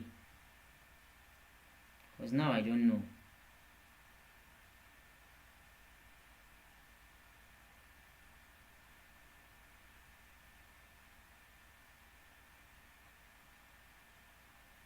Net cash for May.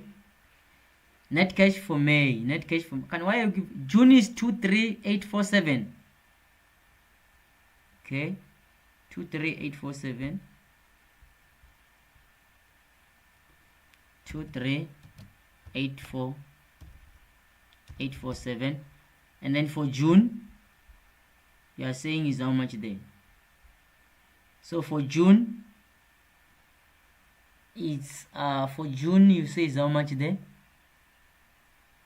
Net cash June is 26,660. 26660, and then for July is 17 what? 17 17273 17273 273, and then we are done. Right now we are going to calculate the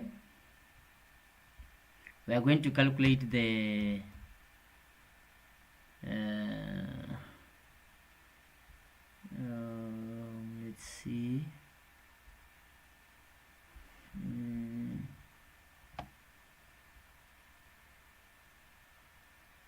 477. Okay,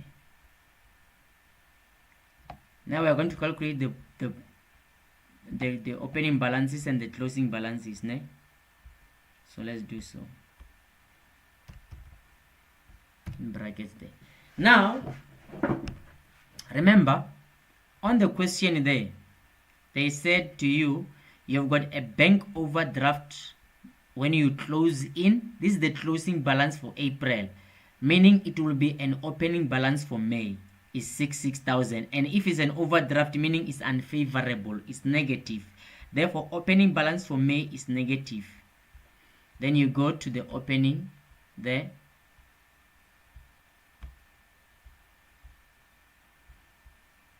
go to the opening there and put it in brackets and say 66,000, close brackets. Now you want to calculate closing balance. Closing balance for May is going to be 23,847. You minus 66,000. How much is your closing there? 23,480. I mean 23,847. You less 66,000. How much there?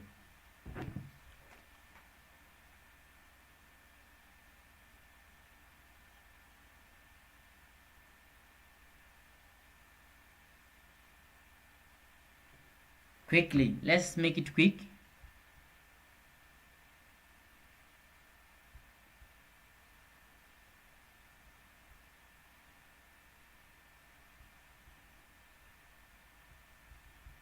Hello, are you still there? It's negative 42,153. Negative 42,153. 42,153. 42,153. Okay, 42. So it's negative 4. So negative you put in brackets, okay? 4. Let's see, you said it's 42,153. 42,153 in brackets. And then this is the closing for May, and it will be opening for June. 42 negative 42,153 in brackets there. And then now you're gonna say, to calculate your closing for June, you're gonna say 26,660, you minus 42,153. How much are you getting there?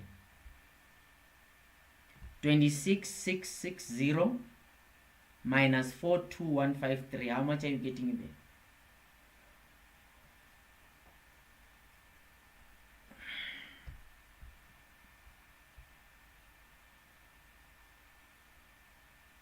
For June, 26,660 minus negative minus 42,153. How much are you getting there? Quickly. Negative 15 in brackets 15,493.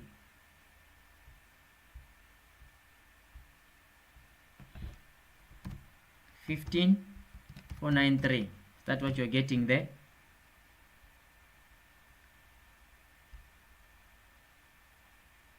Is everyone getting that? Negative 15,493, ne? Okay, and then negative 15,493 is the opening for July. 15,493. You close brackets there, and then you're gonna say 17,273. 1729273, you minus 15493 to get closing for June. I mean for July. 17273, you less 15493. How much there?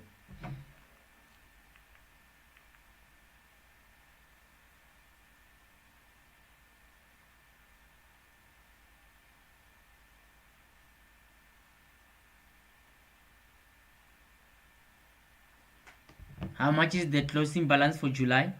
1723 net cash less opening. How much there? 1780 positive, ne? 1780. Then we are done. That is the cash budget, eh? Yeah. I don't know how they're gonna set it, but yeah, I don't know how it is, but at least I gave you everything that you need in the budget there. I gave you all this that you need. That is your cash budget. So I see like half of you have left, so I don't know if I should proceed or what, because the next question that we're supposed to do is, let's see, the next question we're supposed to do is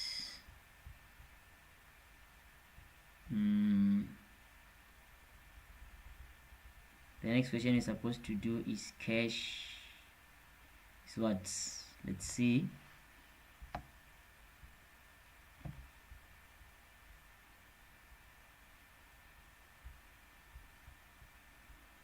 The next question is supposed to do is financial statements with this question in there, and then the last one is bank recon. Yeah, so I don't know, are we resting, are we proceeding? Me, I'm tired, but I can still proceed. I don't know about you.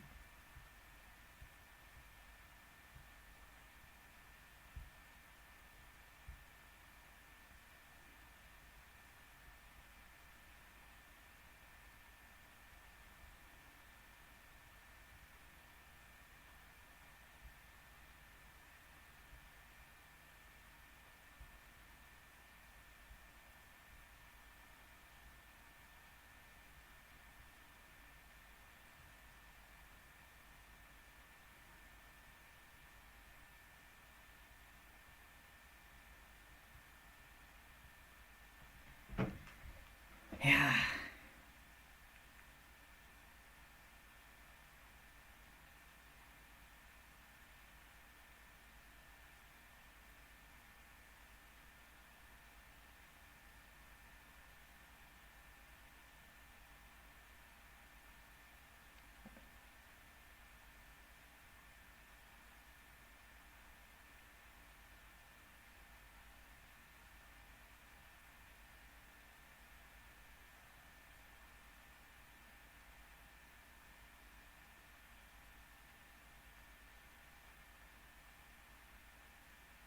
What is your question?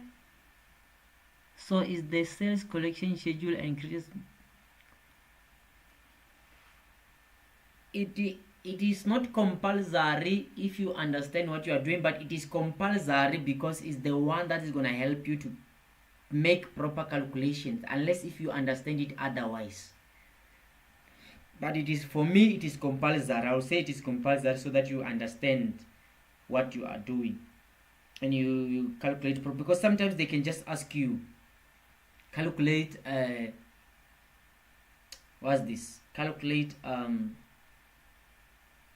or prepare the debtors collection schedule or sales collection schedule or prepare the creditors payment schedule. So you need to know. Me, I was just covering in case they ask you either of them, and also it is important if you show them in the calculations. I don't know if you get my point. So let's take 10 minutes break, we come back. 10 minutes break, we come back. 10 minutes break. And 10 minutes break, if I see people decreasing, I'm not coming back, because the people must be here if they want me to teach it, because half of you left. Now I'm just left with 2 people. because others are no longer participating. You never know, maybe they are sleepy. So yeah. Alright, you understand? That's good. So let's take that break and then we'll come back. Just 10 minutes. So 12 past 2 we're coming back.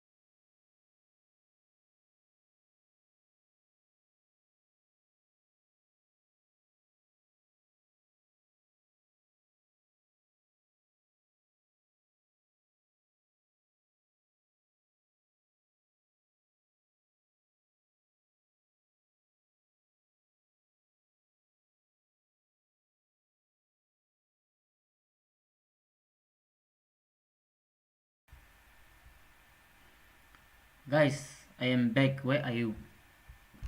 Because I see you guys are no longer there. Me, I am here. So I see people are tired. I'm going to just indicate what to do here only, and then we rest unless if people come back. Okay, so let's see.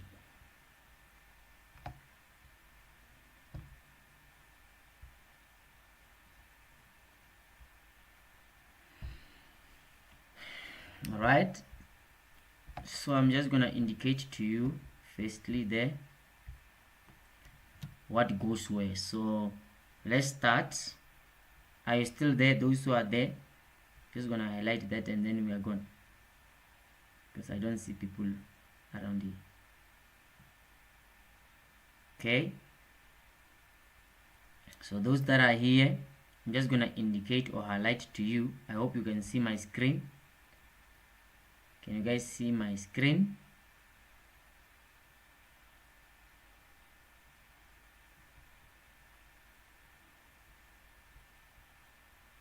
Can you guys see my screen, those that are here?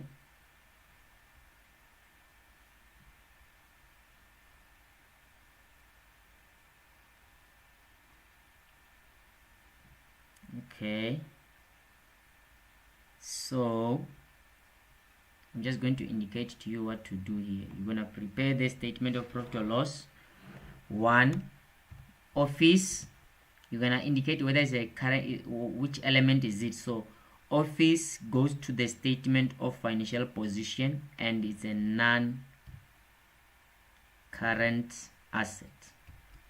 All right, and then expense, the rent expense, it's an expense. All right, income, rent income, it's an income. Salaries, expense. All right, settlement discount granted, settlement discount granted is an expense.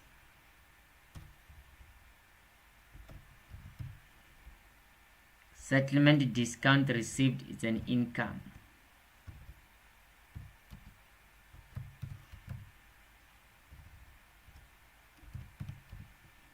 Sales is an income.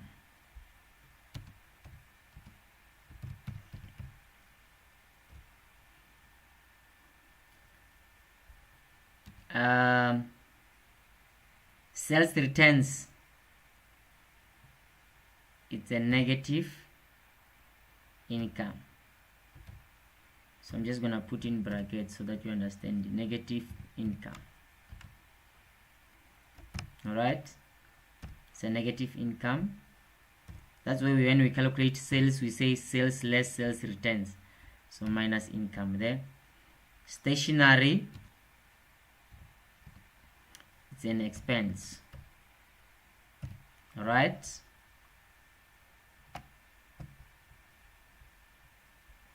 prepaid expense,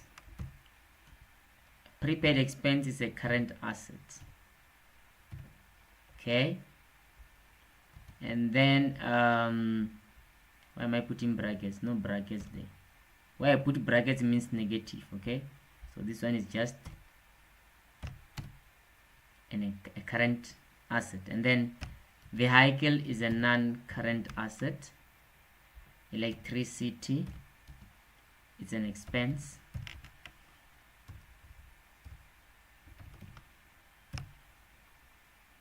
Income received in advance, income received in advance is a current liability. Credit losses is a negative. Credit loss is a negative current asset. I put in brackets. Credit losses, it's an expense.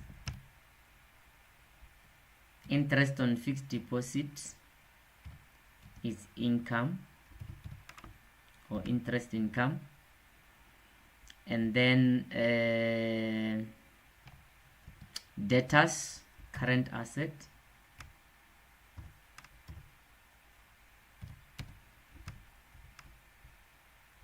advertising expense, bank charges expense, accrued expense or expenses accrued, it's a current liability. Inventory at the end or closing inventory, it's a current asset. Long-term loan, it's a non-current liability. Accumulated depreciations here, these are our negative non-current asset. Why I put in brackets, you just know it's a negative thing. Even this one is the same, it's a negative non-current asset. Right, bank debit, current asset. Capital, owner's equity. Drawings, negative owner's equity.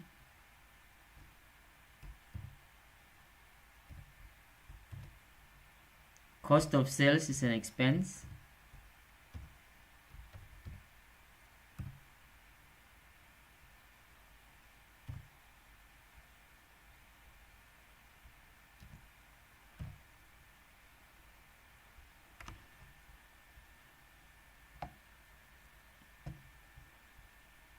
Creditors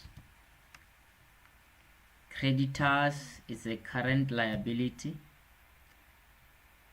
Consumable stores on hand, it's a current asset. Depreciation, it's an expense. Let's see.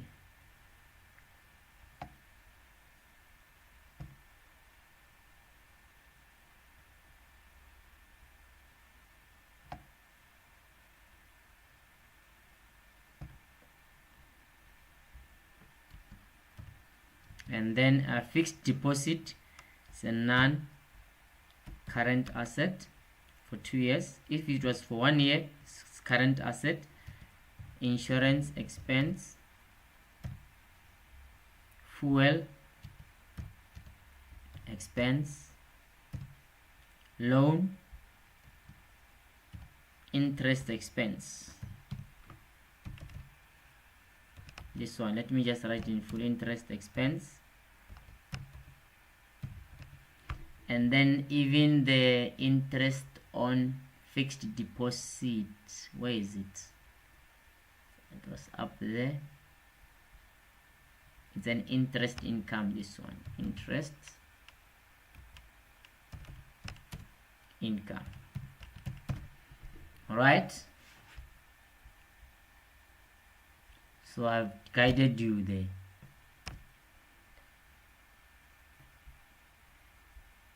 Interest income. All right, so now you can prepare what is required of you to prepare. Now you can prepare what is required of you to prepare, because you've got everything. It's just a matter of copy and paste, know the format, and then you do the right thing there. And these questions like this of copy and paste, and you just have to get total, man, because everything I gave you now, even in the test before you start, you indicate these things like this, and then after that you copy and paste.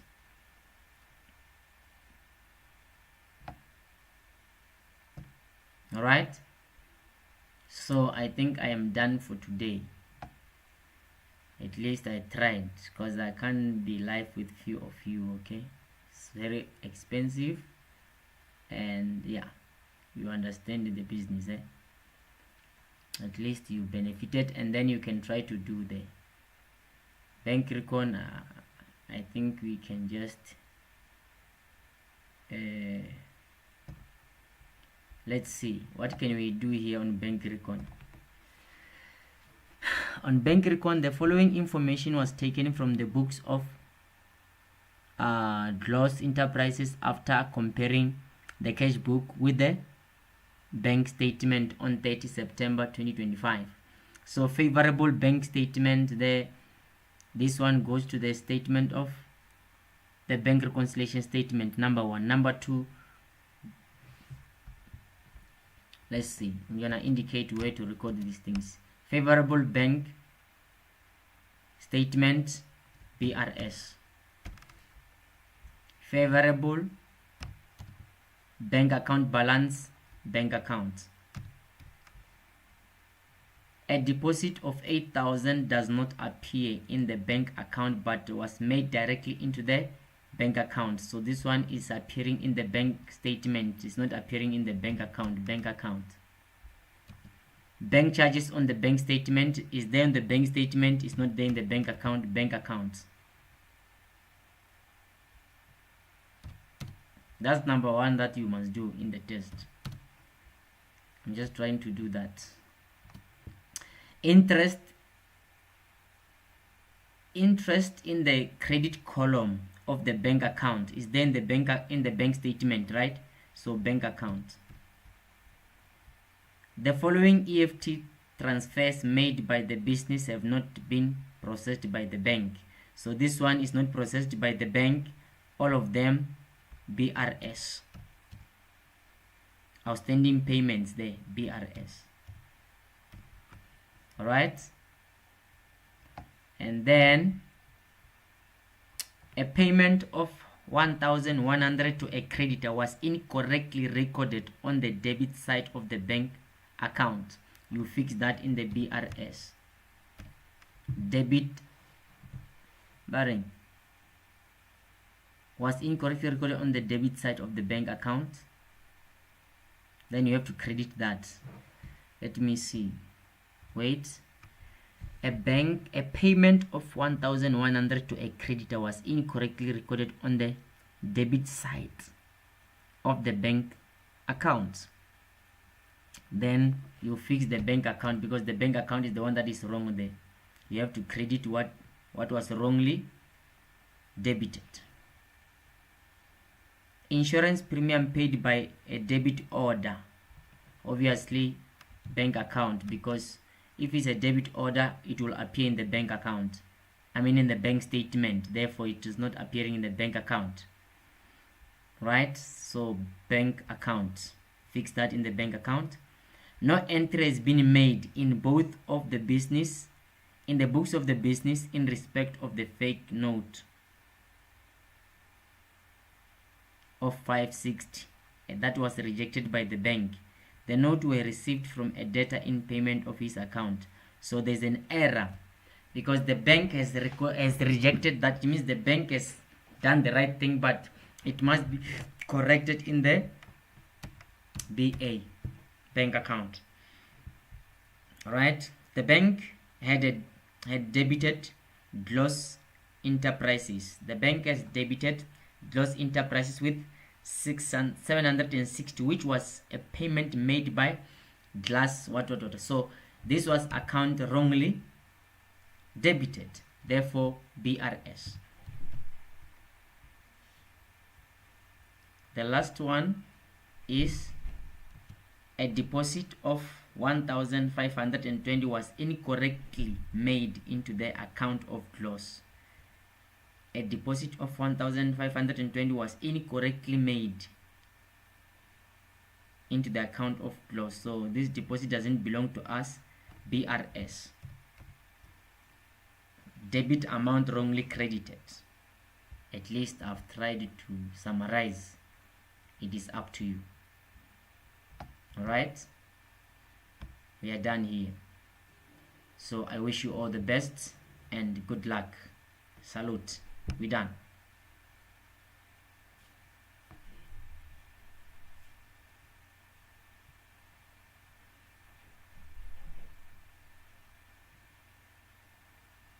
Maybe there was a mistake. If it was not balancing, there was a mistake, but it on my side is balancing. I'll send you the memo. It is going to balance, I'm telling you. So good luck with your exam and go and pass. Sharp.